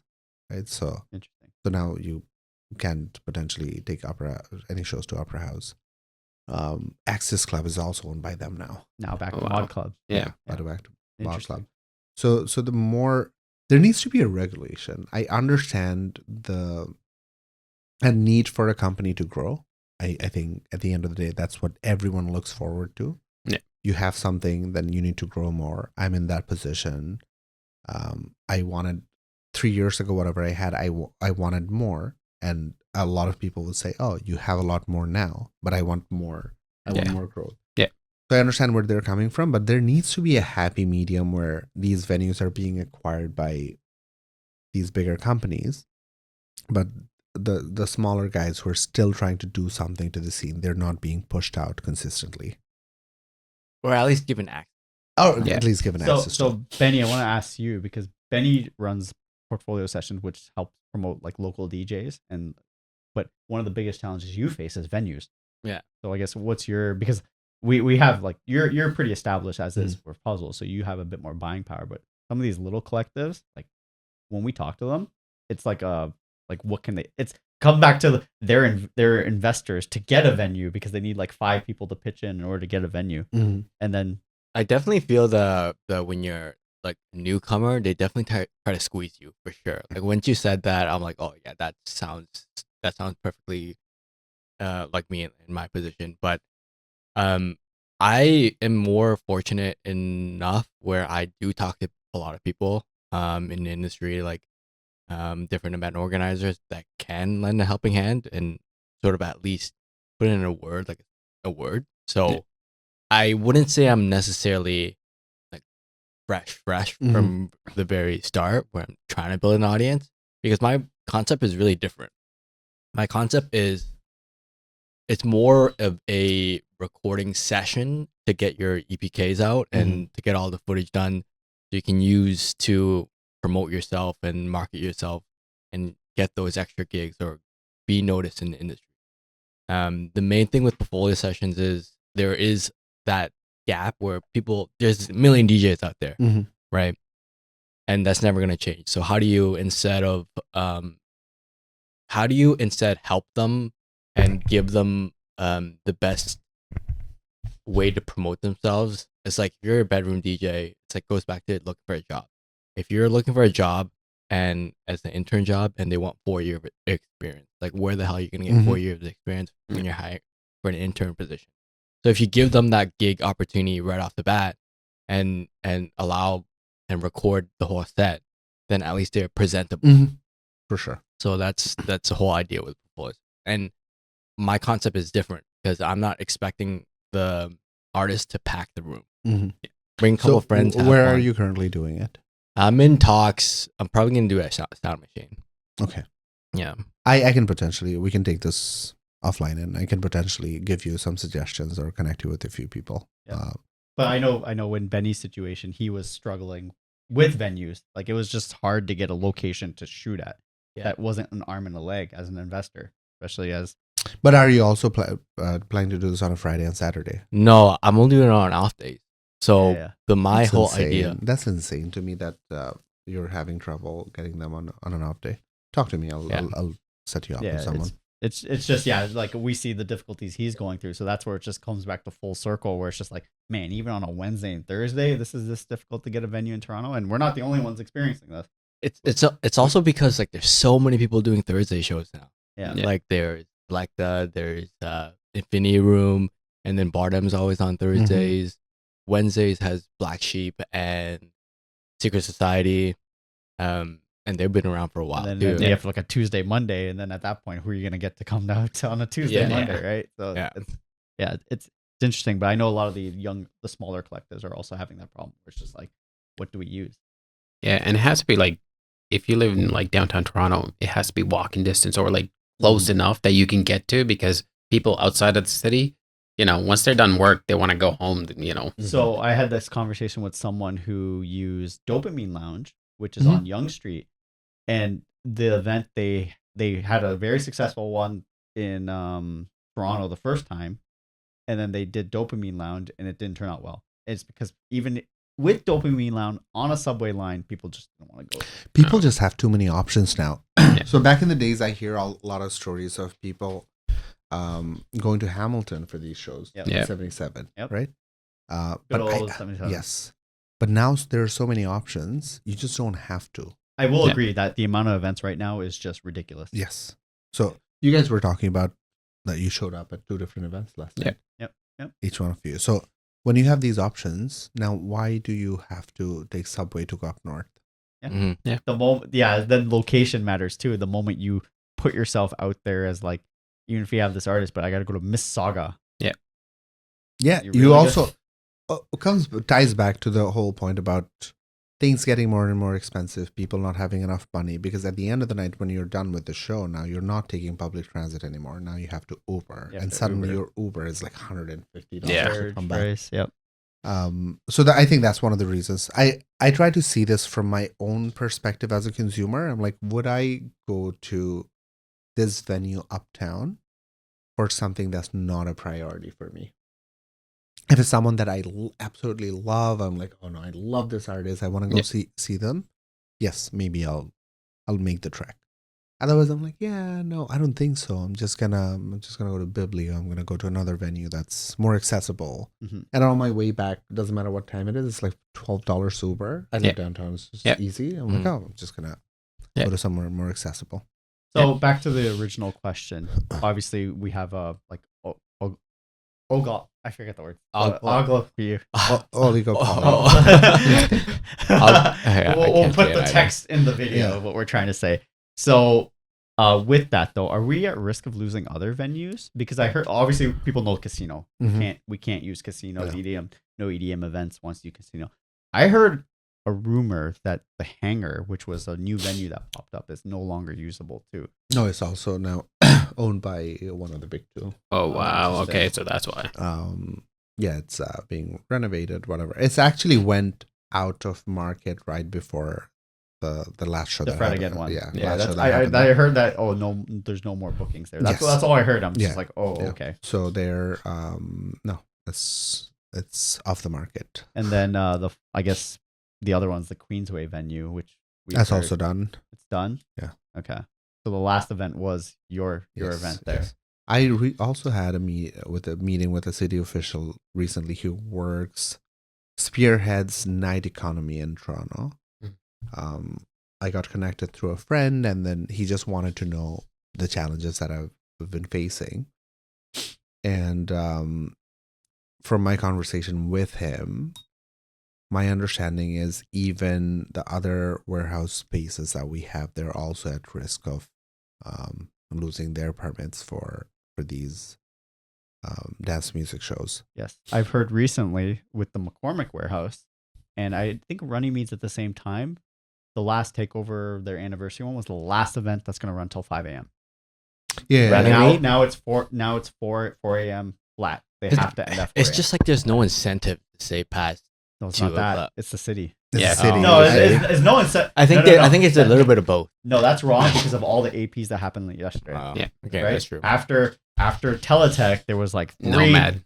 APs Yeah. to go to 8 a.m. So I don't think that's ever an issue. The Yeah. timing. I think most ravers, especially in the techno scene, would love to go to 5 a.m. But the fact that they're like, nope, moving forward, all events are 4 a.m.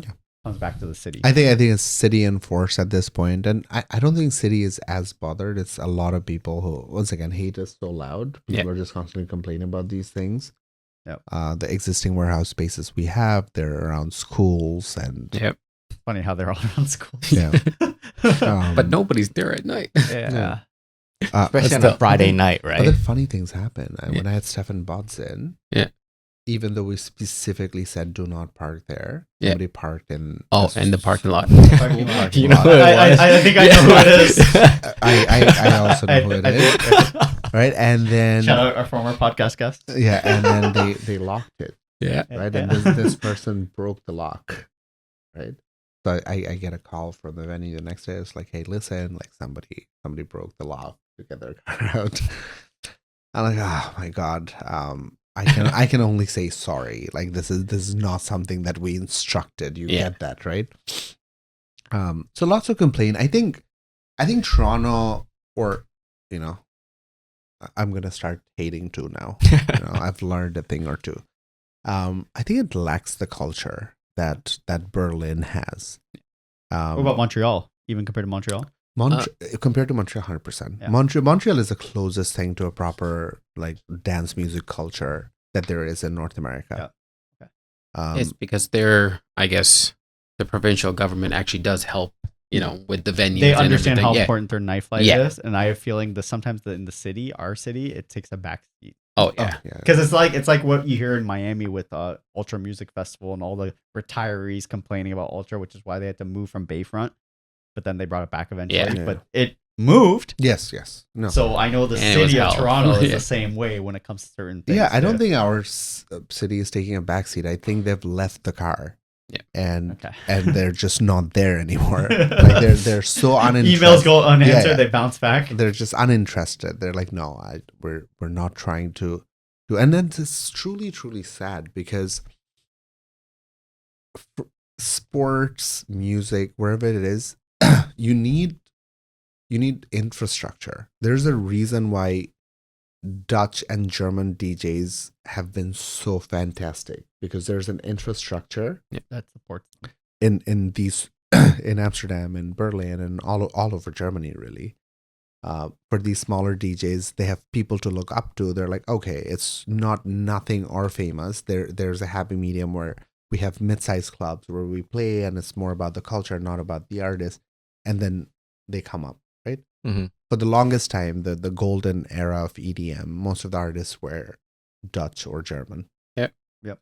It's just like sports. Yeah. Just like sports. Exactly like sports. But I feel like it's changing a little bit, at least in the techno scene. No, it is changing a little bit. Don't get me wrong. I'm just saying, once you have that infrastructure ready, the likelihood of more artists coming out of that city is a lot higher. But it takes years to build. Yes, It doesn't happen overnight. because we have some great Canadian artists. Dead Mouse is Who have come out of Toronto too. Zed's Yeah. Dead Mouse, Hunter thing recent. Yes. Stuff, Rez, Rez, Blondish, Toronto-ish, Yeah. Toronto-esque. Casablanca.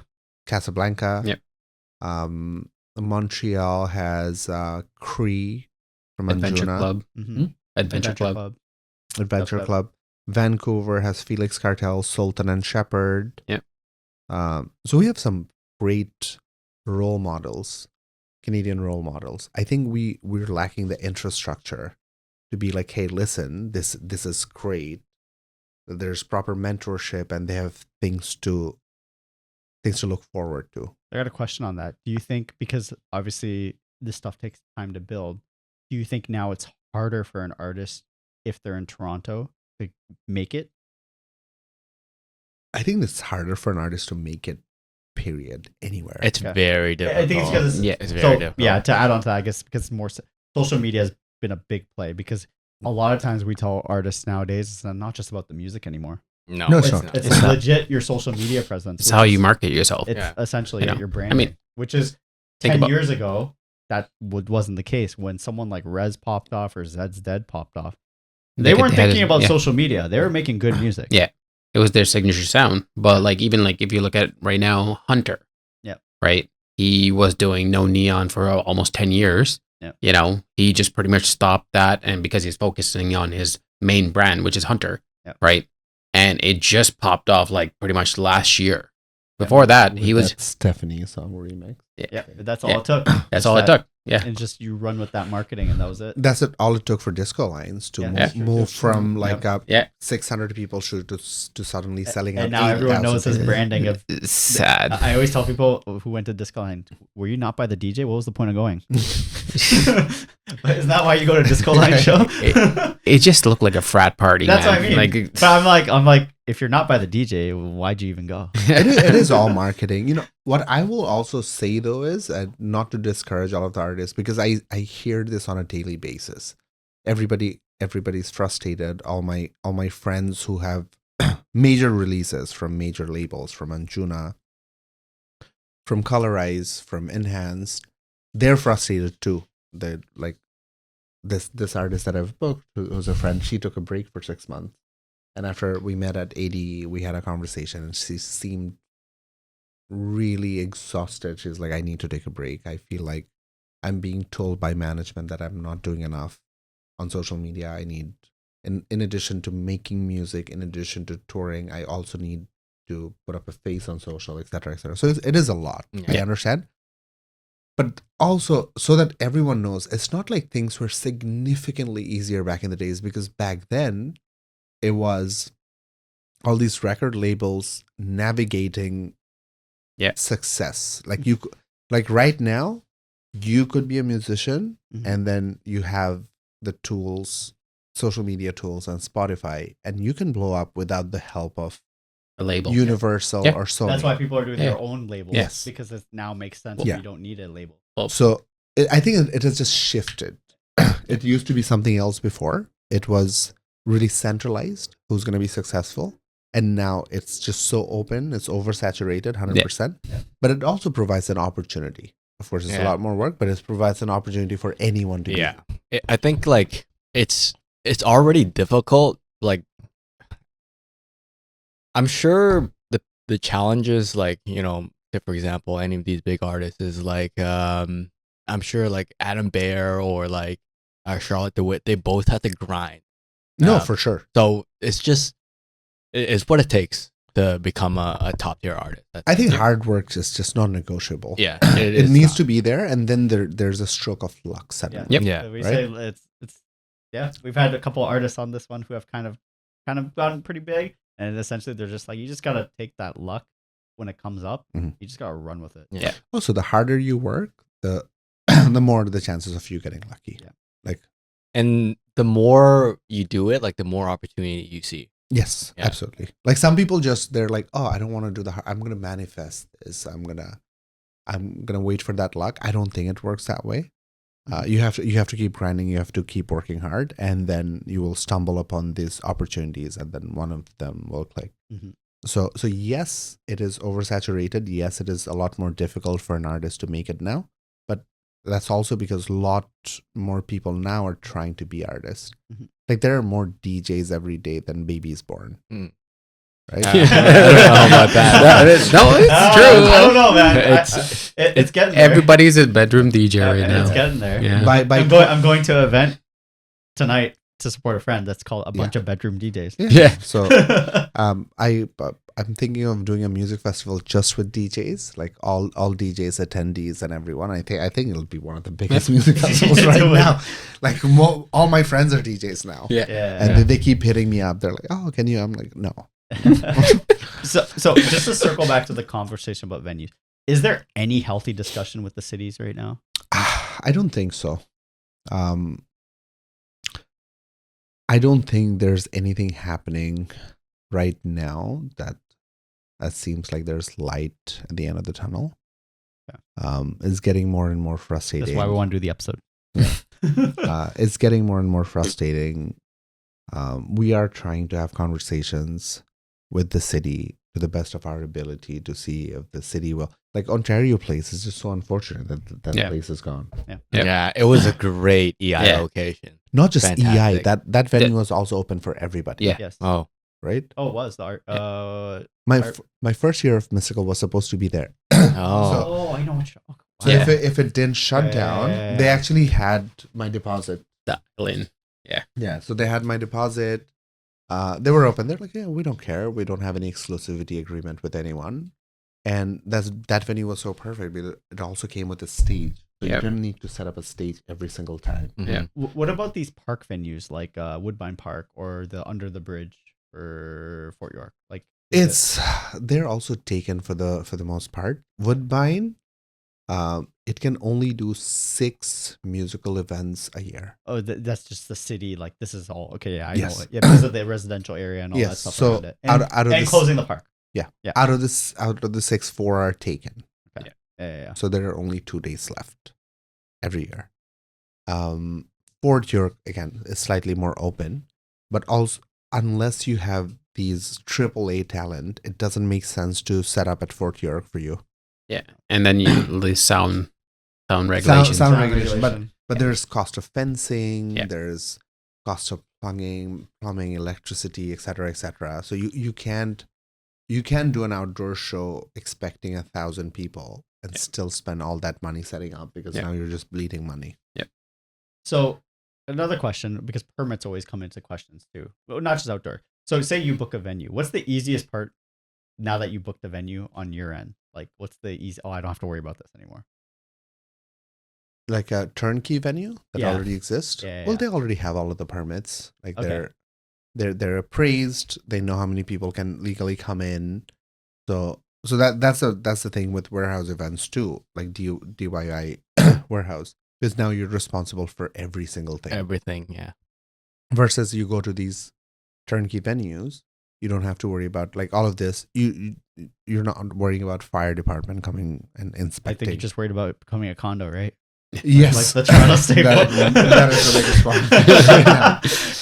Because I don't know. I heard just a segue into that. I know that was a big issue for Toronto. I don't know how much of an issue that is now. Like condos are not selling well. Yeah. Yes. So they're don't- slowing but- down on but that. the, but the problem is the planning happens 2-3 years before. Yeah. So at that time, like maybe it's a problem now, but when they originally decide, I keep hearing the Phoenix is going to get torn down for a condo or something, and I never. Yeah, it's still there. It's still there, so I just don't know. I think it got postponed.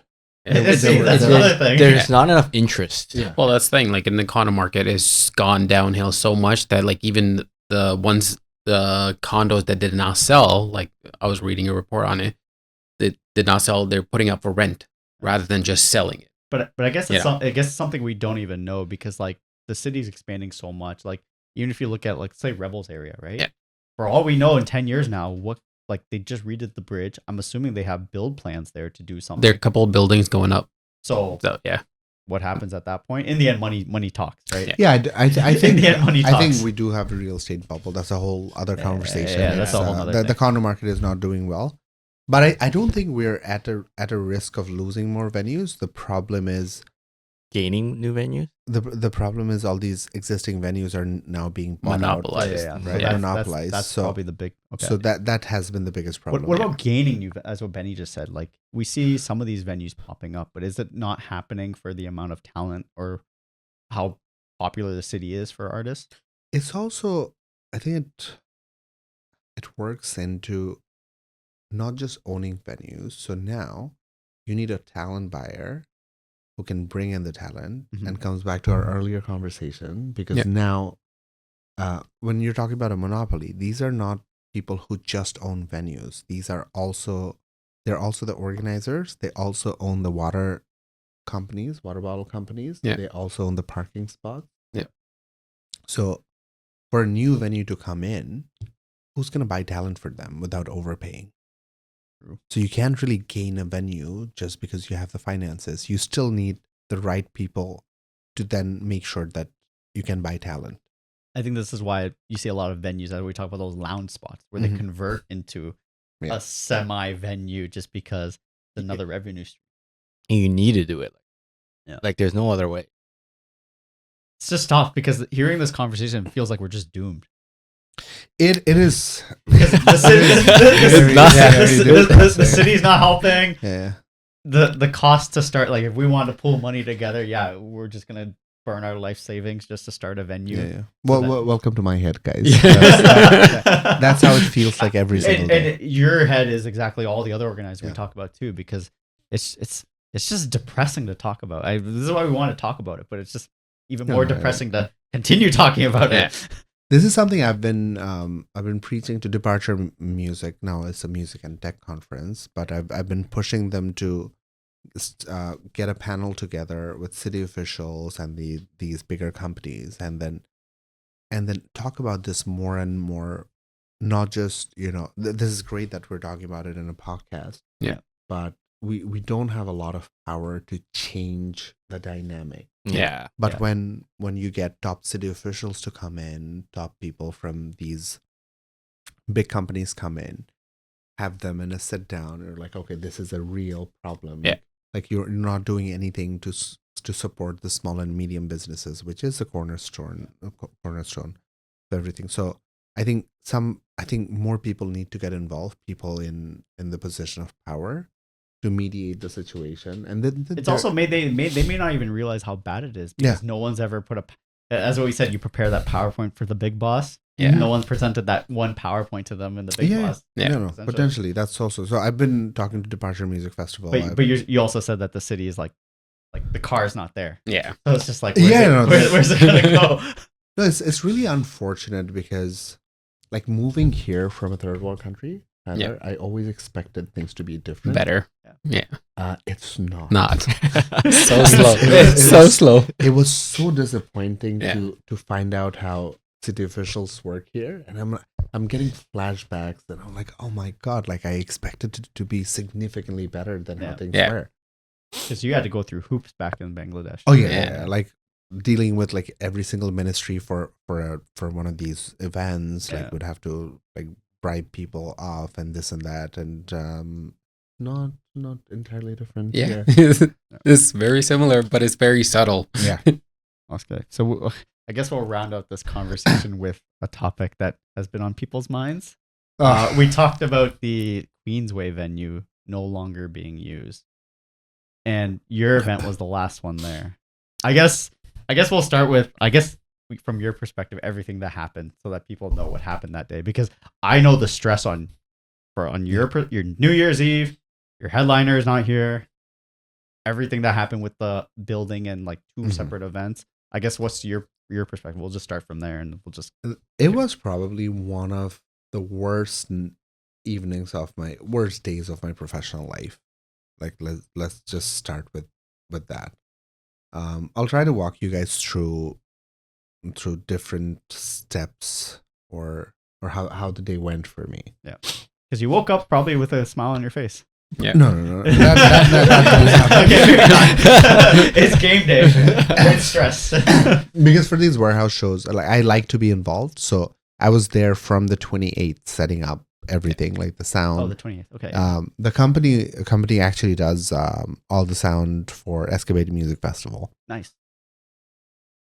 Hearing is one of your most valuable senses, and nights at the club or festival puts it to the test. Repeated exposure to loud bass lines and crowd roars can cause irreversible damage, but it doesn't have to. Here's earplugs lower noise levels by up to 21 decibels, protecting your hearing while maintaining the sound quality you love. They're comfortable, effective, and designed for music lovers. You and your rave crew can save up to 30% with their group buy deal. Don't compromise. Click the link in the description now or scan the QR code on the screen. Don't wait till it's too late. Order today so you have it for your next event.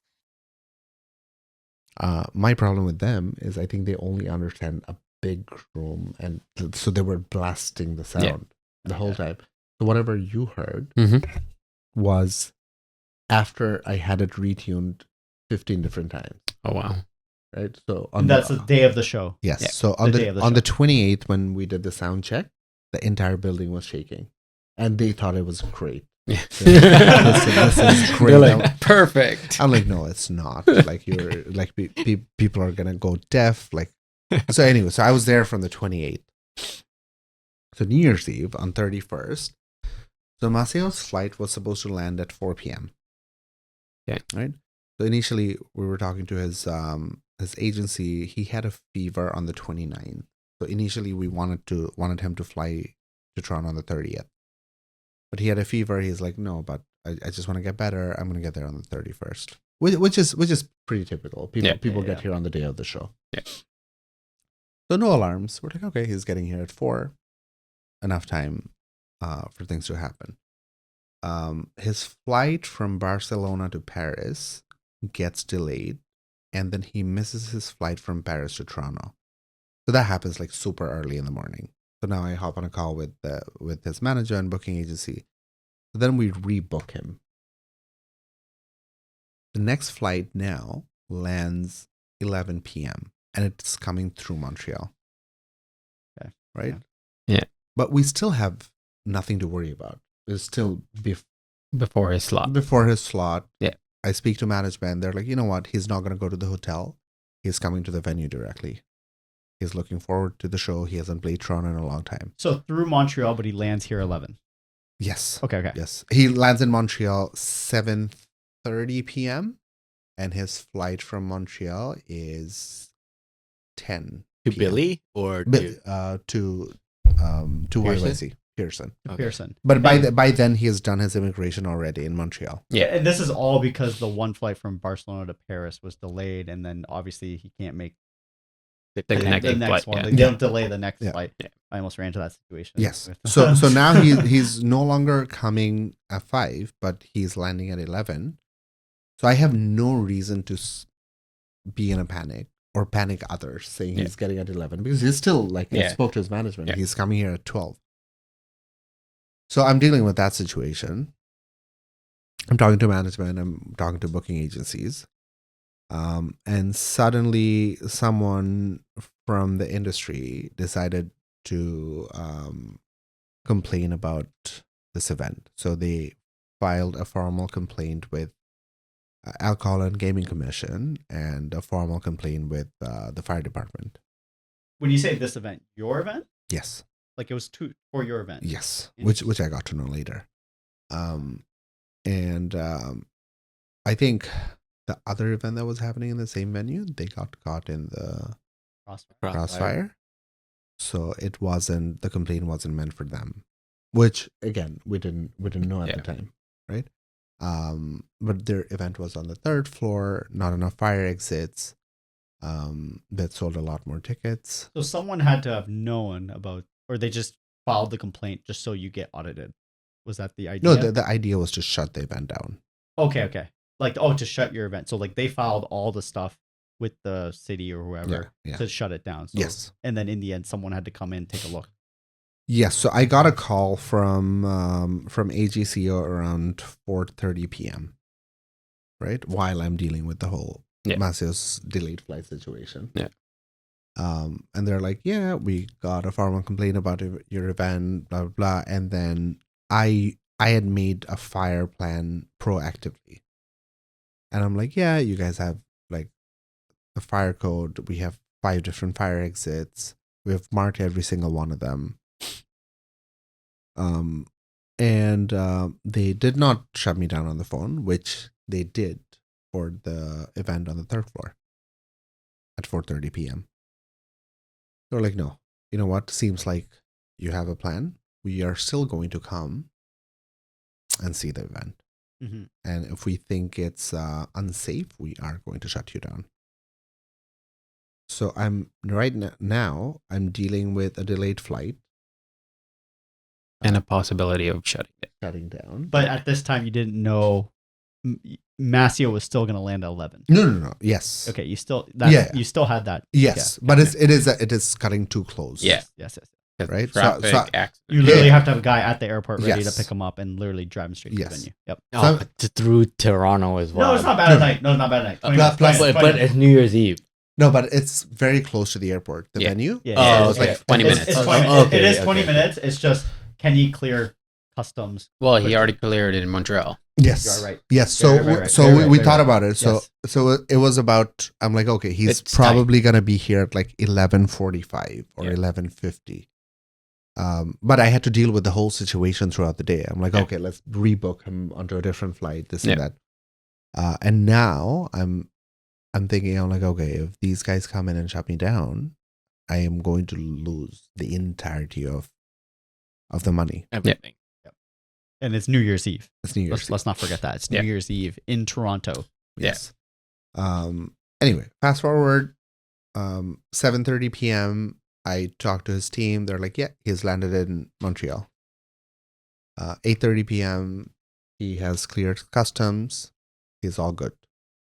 9:30 he is boarding. 10 he is on the flight. He's sitting inside the aircraft. I'm like, okay. Yeah. Sounds good. Like, you're getting the play-by-play. Just Yeah.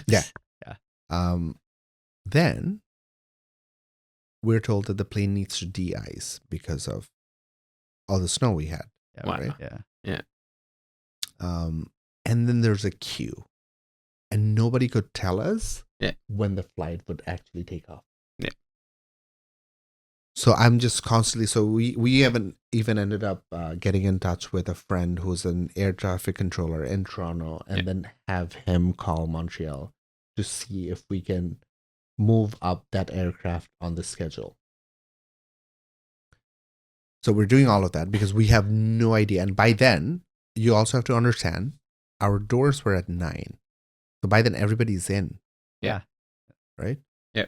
So there's no way we can do a social media shout out that, hey, Maceo's flight is late, because it does not fucking matter at that point. Yeah. Everybody's Everybody's there.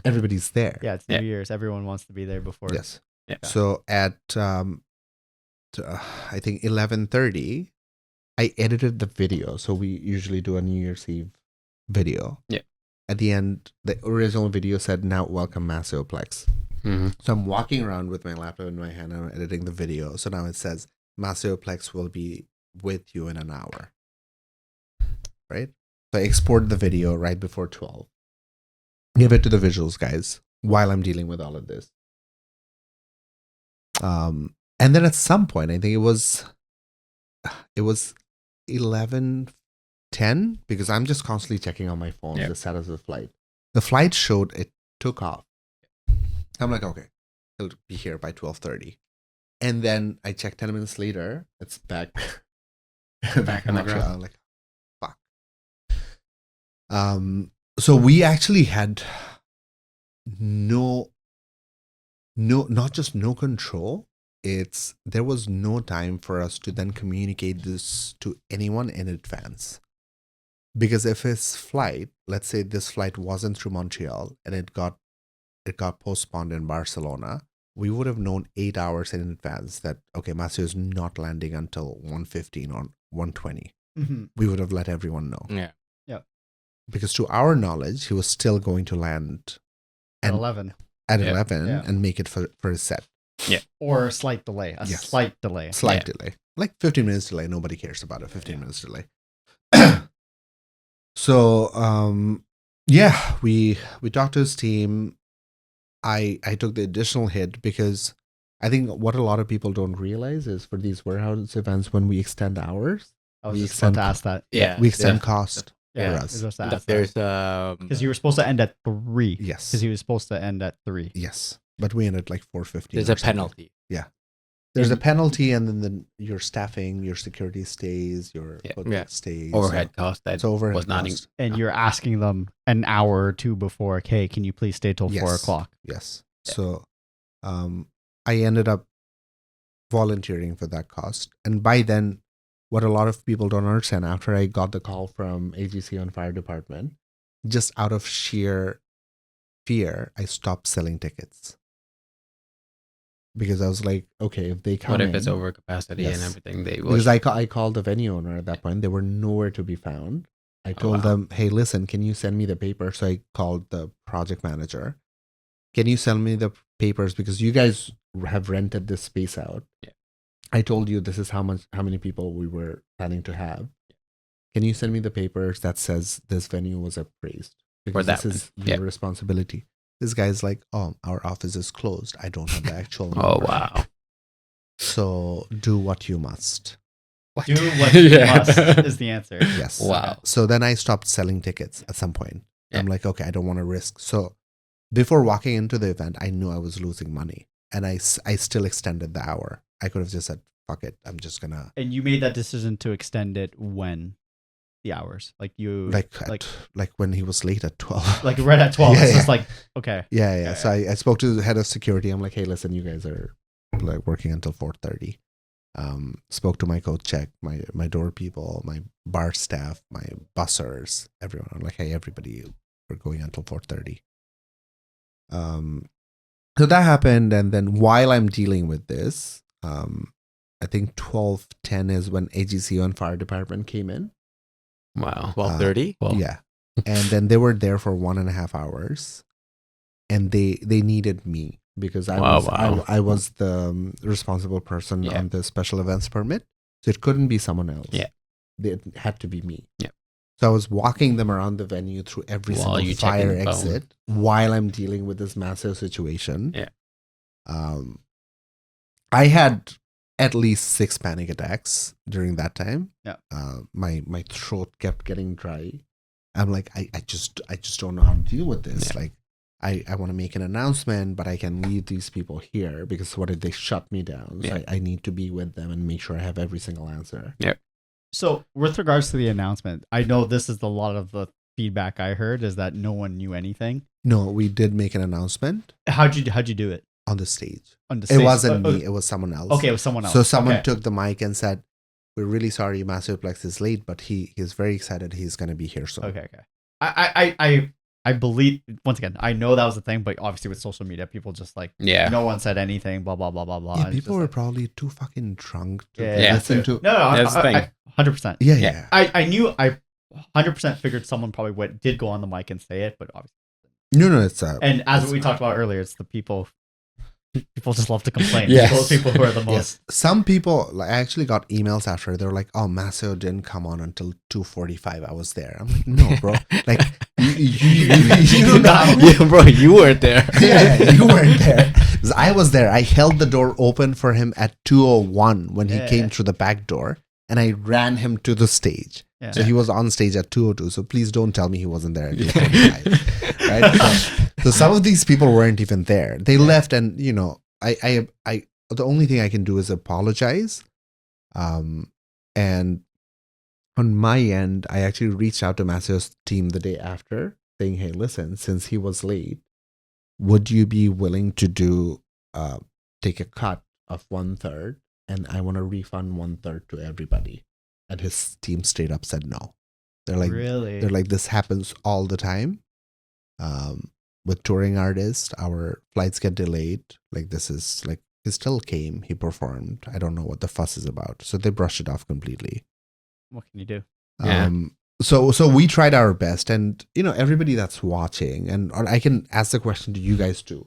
Yeah. I don't think there was any other outcome. My only other option was to cancel the show Yeah. altogether. Ruin it entirely. Which would have, Yeah. like, just, I guess, hurt your branding even Yeah. more. Yeah. In that aspect, right? Hurt my branding and piss off a lot more people because there were probably 10% people who were unhappy. But if I were to cancel at 12 until when I didn't know Yeah. that he could make it at 12, right? Then I would have pissed off 100% of the people. They're Yeah, like, why yeah. the fuck did you? My New Year's plans are ruined. Yeah, New Year's plans are ruined. So I honestly, because I've replayed this so many times in my head afterwards, I'm like, is there anything that I could have done differently? I think just based on what you're telling me, I don't know what you could Yeah. have. Legit, yeah. you're dealt the hands you were dealt, and I think him You- being able to perform at all was a win. Yep. Yeah, Doesn't no, matter. that's how I saw it, because it's also New Year's Eve. Like, if I told people at like 11:45, imagine. Yeah. like, that's And when they're I just going to be like, I'm like, everybody yeah. will be on social media like, Yeah, this I'm is what like, happened. sorry guys, Maceo's not coming anymore. Thank you so much for coming. Now just, go wherever. We'll give you a refund. Because at that point, I would have lost. By the way, I also wanted on the record, if I told people to go home at 12, by then, the bar had made enough money to make up for most of the cost. I would have lost less money than what I'd lost after having Maceo perform. Yeah. So I didn't do it because I wanted a great show. I still did it because I'm like, I don't want to disappoint all these people who are here. Yeah. Yeah. If I were to think with just my brain and not from my heart that wants to do the best to the scene, Thing. I would have said, I'm like, you know what? He didn't show up. We're just gonna reach out. We're gonna get into a legal battle with his team saying he never showed up. So we want a refund for the payment. And then by then some revenue was already made. Yeah. That would have covered the rest of the cost. So I would have lost a lot less money doing that. But I still wanted to do it for the people who were still there. I'm like, For I the don't fan. I don't want to disappoint everyone. Yeah. So horrible night for me. Did you end up talking to the other organizer? That like after everything went down? I did. They were actually super nice. Because obviously for them it must be gut wrenching too for their event. It also I think, And they had no control of it either, right? Yes. It's just, No. it's just the way. And you No. mentioned the building owner was absent in all this. yeah, that's Yeah. precisely. They're like, oh, like, do what you must, and they weren't even there when AGCO and fire department showed up. It was me who walked them through, and And you knew the floor plan, and that's technically their job to do. yeah, and they were like, oh, this emergency exit sign is not lit up. I'm like, I hope you understand. I don't own the venue. Yeah. I still have put up additional emergency exit signs. I've made emergency exits, just because I care about people. Yeah. So they were nowhere to be found after that show. I was never gonna go back to that venue anyway. They have rented the space out since. Yeah, I think that's what I heard too. Is Yeah. that in the end they found a long-term rental, and then Yes. they're a warehouse. It makes Yeah, sense. I think they said a lot of things, but I think that was always their intention to find a long-term tenant. Because I had multiple conversations with them after I had the Fidelis show, the Inelia show. I'm like, guys, you have to have furniture in here. I can't be renting furniture every single time. You have to have barricades in here. So in your opinion, they weren't really on board. Like they didn't see a long term in doing this. They just did it. They kept saying, they're like, no. Yes, we will. We just want to see how these events go for us to like invest more money into Because this. Runnymede, which is now our other TBA warehouse, they had the same mindset, and now I believe they made the investment. So I think over the holidays, when no events were happening, when I went back, I think mid-January, it was fully redone. Like they redone so much. Like they Mhm. made like an archway, they made a ticketing booth, they made everything. Because I think now they saw the investment and they took off. I But think the it's owned by the potential. same person that owns McCormack. Yeah. I think now they've realized that it's a different size. I haven't been here, but Yeah. it's what, like 700, 800 capacity? I think so. yeah, I think so. It's like the size of the McCormick small room. Smaller. Okay, So yeah, yeah. 700 Yeah, maybe. yeah. Yeah. So they've seen an opportunity there. Like, you know what? We can potentially. There's enough demand for other Yes. people running Yeah. events to do it Yeah. on the same night. Interesting. It also reduces their operational costs for some of these shows that are expected to be bigger and suddenly they're smaller. They're like, oh, we'll just do Running Man instead. So moving back, like the other organizer, you talked to them. Yeah. Was there? I think they were disappointed, but they weren't as gutted. And we can just say that they weren't as gutted. They had a backup plan. Obviously, it wasn't as massive for them, but they're also venue owners, so they ended up taking the show to one of their venues, and they still lost money. I felt bad for them, but I don't think. I think they have enough going on that they didn't even feel bad for themselves, which, it's so amazing. This Yeah. position of power where you Nice. you've Nice. lost, When you have Yeah, a, yeah. lost risk. $100,000 and you're like, It's okay. nothing. Yeah. Okay. It's nothing, right? It's So okay. this is great. We'll make it back. Yeah, we'll make it back. Life lessons is what Yeah. they'll say, and then nice. But they were, they had a good vision. Obviously, it's not the sort of music that I curate, but I respect what they were doing. Yeah. Overall, and it looked really great. Because I heard they made a lot of investments. I went to the third floor. Wow, the thing that they had done, they had built a tunnel like between the two rooms because they had two rooms. Yeah. They actually built a tunnel for the night, Oh wow. and it was beautiful. Like they elevated the whole space. I was excited to go and see it, and like at some point, Yeah, in the just night- like sneak upstairs and just I just quickly want go. to come and see. So I feel bad for them, but it also tells you Because I looked into options of suing the venue afterwards. I'm like, you guys were nowhere to be found. Yeah. The night of, I had to do your job. Yeah. And then I was told by all my industry friends who own venues that I was never going to win that battle. Yeah. If it goes to court, they're going to say, oh, why didn't you get all of the Paperwork in advance. And then it's going to be he said, she said situation where I'm going to say, oh, but you as a venue should get the venue appraised. Why wasn't it appraised? Blah, blah, blah, blah.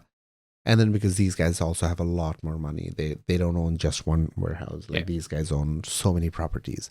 The owner is like 8 to 9 months a year. He's not here. He's in. He's just sitting on rent. Yeah. He's in Italy. He's somewhere in Europe. He's in the US. He's never here. So why did they want to start doing events?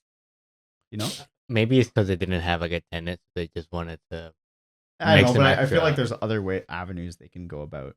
I think the owner. So I've spoken to him a few times. He likes the music. Okay, I think that's where it starts. Because he called me during Zamna.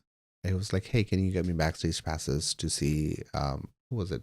Tony Clapton. Oh, the Zamna International Center. Yes. Yeah. It was like, oh, can you get me backstage passes? And it was the day off. I'm like, I'm sorry, I can't. Like, you call me the day off. I also don't work with Zamna. But I think he likes the music aspect of it. He's like, oh, it would be cool. But it was all, he half-assed it.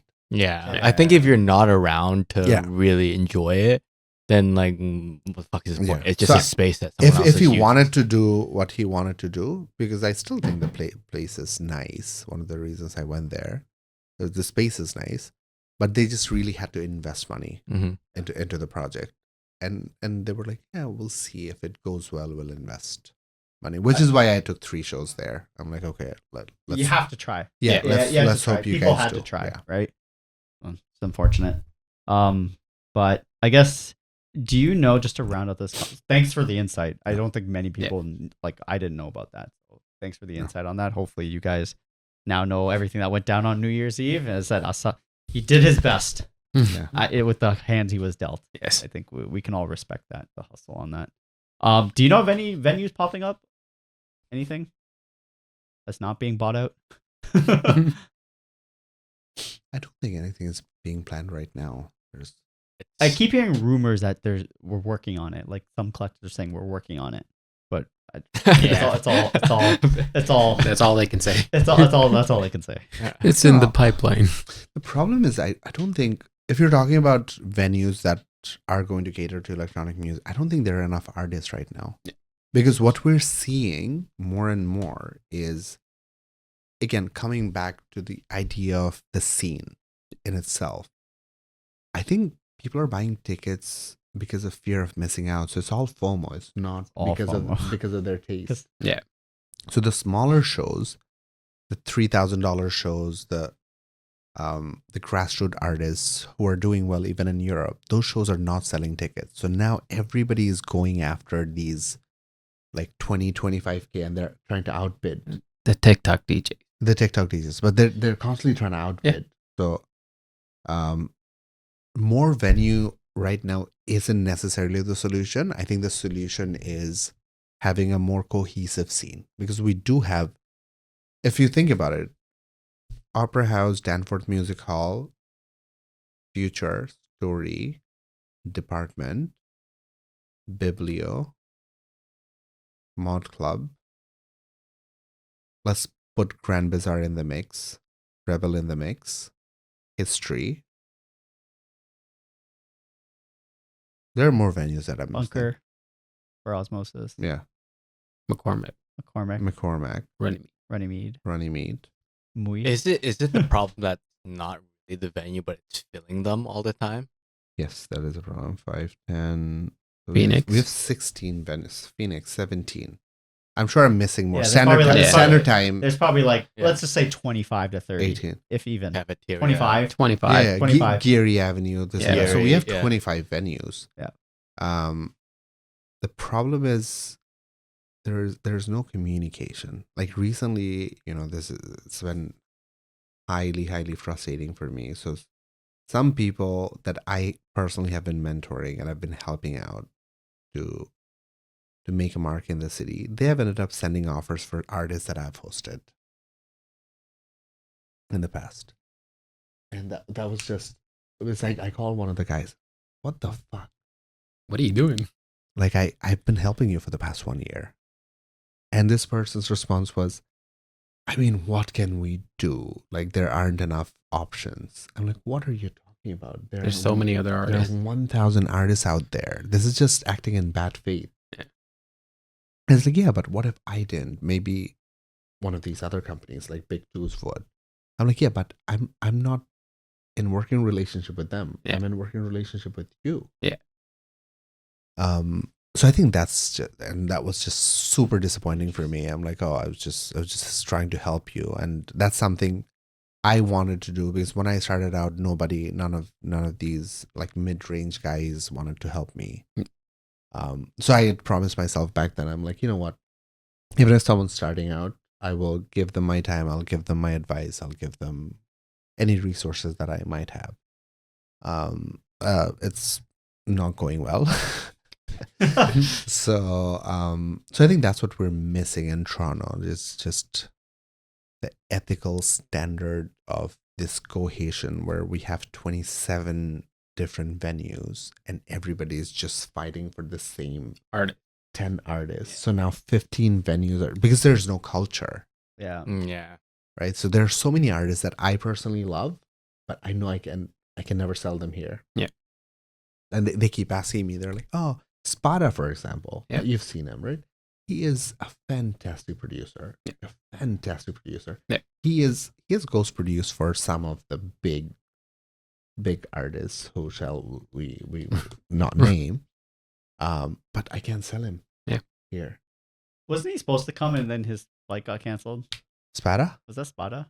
I think the Sleepless events when they were doing it. I forget. Yeah, that was a long time ago. But Yeah. yeah you are correct. Yeah. Because Because I talking to them, that event did them in to stop doing it, just because the hit on that was. No, I wasn't. I was a partner on that show. Were you? We can talk about it Oh. later. No, I Sorry, wasn't. totally forgetting. Yeah. Anyways. No. But then Spada came with Puzzles twice as part of Mystical. Yes, He yes, was- he that's was that's there- what I remember. Yeah. He was there for Mystical year 1 and year 2. Yep. I think year 2 he played one of the best sets. Like, it was fantastic. Mhm.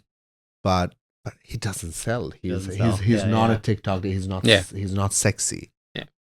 So now these 25 venues, they're all trying to go for the sexy TikTok, Instagram famous DJs, and there's only a few of them. Yeah. So the struggle isn't necessarily lack of venues. The struggle is now, out of these 25 venues, only 6 of them have the buying power and the industry connects to get those Big Insta-famous names. and big Yeah. names. And now all the others are struggling because there's no culture. And now they're going out of business. And now these big companies are now buying them off.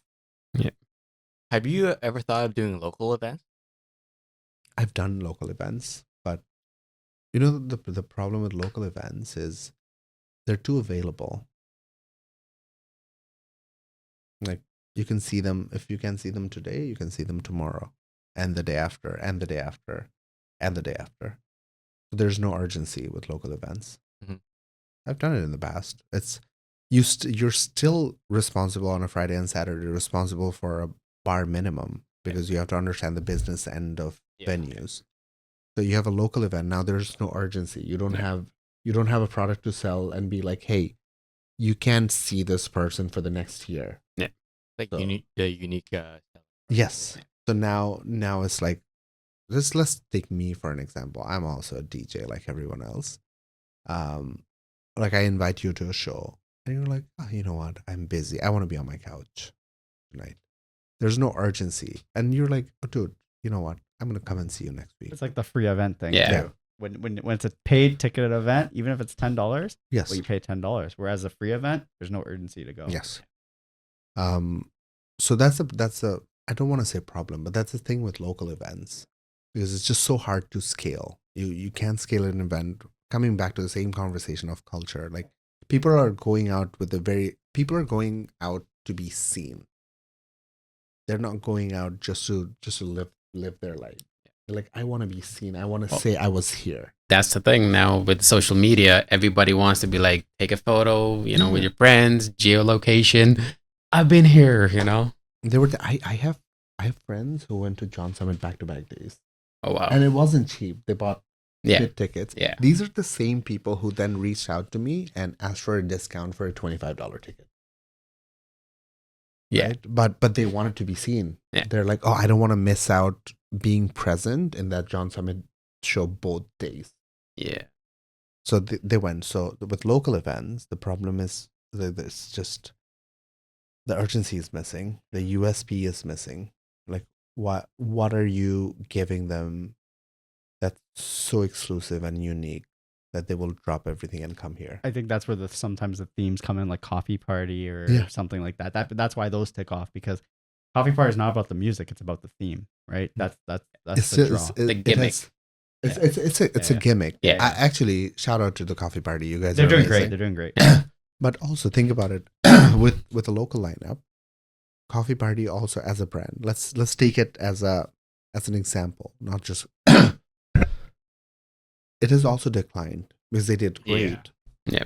Yeah. Small show, big show, big show, big show, and then like we're done. Yeah. And now I think their last show was much smaller, but I think they're really smart businessmen. They've gone into the coffee business. They've made the cold brew. So fantastic. Like, that's a great example. But again, like the cloud goes away after a while. People's attention spans are so short now. It happens with artists too. Yeah. Right? If an artist isn't sexy enough, you're not going to go to the next show. True. Well, I mean, we've covered a lot of topics today. Anyone else have anything on top of their mind? Well, I was just gonna ask, like, how do you keep a positive outlook as an organizer? I don't. There's the truth right there. I don't. I'm a deeply unhappy person right now. No, I think it's just the faith that things are gonna get better. I think it's the love for music. I don't think anybody can be in the music scene, let it be as an organizer, let it be as an artist, unless you deeply, deeply love what you do and love the scene. Because it is soul crushing, like 80% of the time. I can understand. I can totally understand. Yeah. So the 20% then makes up for, like, you have to find so much happiness in that 20% that it makes up for all the tears. Yeah, makes sense. So I think it's, at the end of the day, it all comes down to how much you love it and how much you can endure for it's a toxic relationship. Yeah. How much you can endure. Yeah. Well, any final remarks on your end? No, it's thank you so much for having me over. It's I've known Heather for a long time now. It's we always end up meeting at shows, and we never have these opportunities to talk about these things. And we've talked briefly in the past, but we've never had a long time to talk about these things. Yeah, we've been talking about this topic for a while, and it's finally, we're happy we can finally make it happen and shed a light on our current dire situation, which is not looking very good. But no, thank you very much for having me over. Thank you for allowing me the space and platform to put a lot of things on the record, especially around New Year's Eve, because that's something that I've been dying to talk about. But I was like, I just don't want to go on Instagram and just randomly be an do like intense stories. Just be an influencer. I'm like, hey guys, and do a few product placements there. And no, it said, like, even for us, for everyone, like, we didn't know the details of this story, so we didn't know who called in, who did this. Yeah. We obviously see the aftermath, but we don't know the details. And obviously on our end, like, what went behind, we get much more respect hearing the full details, and we hope you guys do as well, right? Just to show how much love he put into that event and all the shit he had to deal with. And everyone that night. It was horrible. But thank you guys very much. Love seeing what you're doing, and I recognize the love you have for the scene, and I wish you guys the very best, and hopefully it grows so big, and when we come back next time, we have like massive panel in the studio. We could have Yeah. an ACO next to you or Yes. something like that, right? Yes, that would be really So It's goals for us too, right? Yeah. That's it. We're having fun. We're going along with the way, and we're seeing where it goes. So we appreciate it. Any final social plugs you want to tell everyone? Where to find you? Just go on Instagram. I Probably do, the easiest. Yeah. I do influencer stuff all the time. But come by. Actually, the big thing I want to tell everyone is let's try to be present for the scene, not so much for the cloud. Yeah. And the power you can wield after that is just it's insane. You may not realize it as an individual, but when as a community, as a society, we prioritize culture and love more than the cloud chasing for these shows, we end up creating beautiful spaces for other people. So let's try to be a bit more present. I think that's the only thing I'd say. And then hopefully I'll see you guys at some of the rooftop shows. Definitely yeah. make plans. As I said, probably the best summer events in my opinion in terms of vibes. Yeah, because after NoxCon, I'm like definitely going. Yeah, I keep telling people just go to rooftops. As I said, make it a goal this year. Yeah. Go to a rooftop party, any of them. Well, that's it for this week's episode. We hope you enjoyed it. Please share it with a fellow raver, your fellow friend. Like and subscribe. We're just gonna do a few shout outs to a couple of our affiliates. So if you have a night of heavy drinking, take a jelly IV. It'll help your liver the next morning, so you don't have a crazy hangover. We also have an affiliate with Ears. If you need earplugs, I think it's 10% off. You get 10% off with our code. but if you group buy, it's cheap. It's around like Yeah, 40, I think if you buy $45. with like 5 people, it's like 30 to 40% off. But I think 30, 35, something like that. Yeah, they're from the Netherlands, so obviously we talk about how good raving is in the Netherlands. So obviously their earplugs are good for that reason. Also, if you're traveling this summer, we're all working on our summer travel plans probably. If you need an eSIM, we have a discount code for up to 15% off. 15% off with $10 or more. Yeah. With Airalo. Yeah, with Air. That's BNB Hertz 15. Yeah, we'll have all the links in the description. But I think that's it for this episode. We enjoyed it a lot. Thanks for coming on, Asif. Thank you. And we'll see you guys on the next one. Yeah. Bye.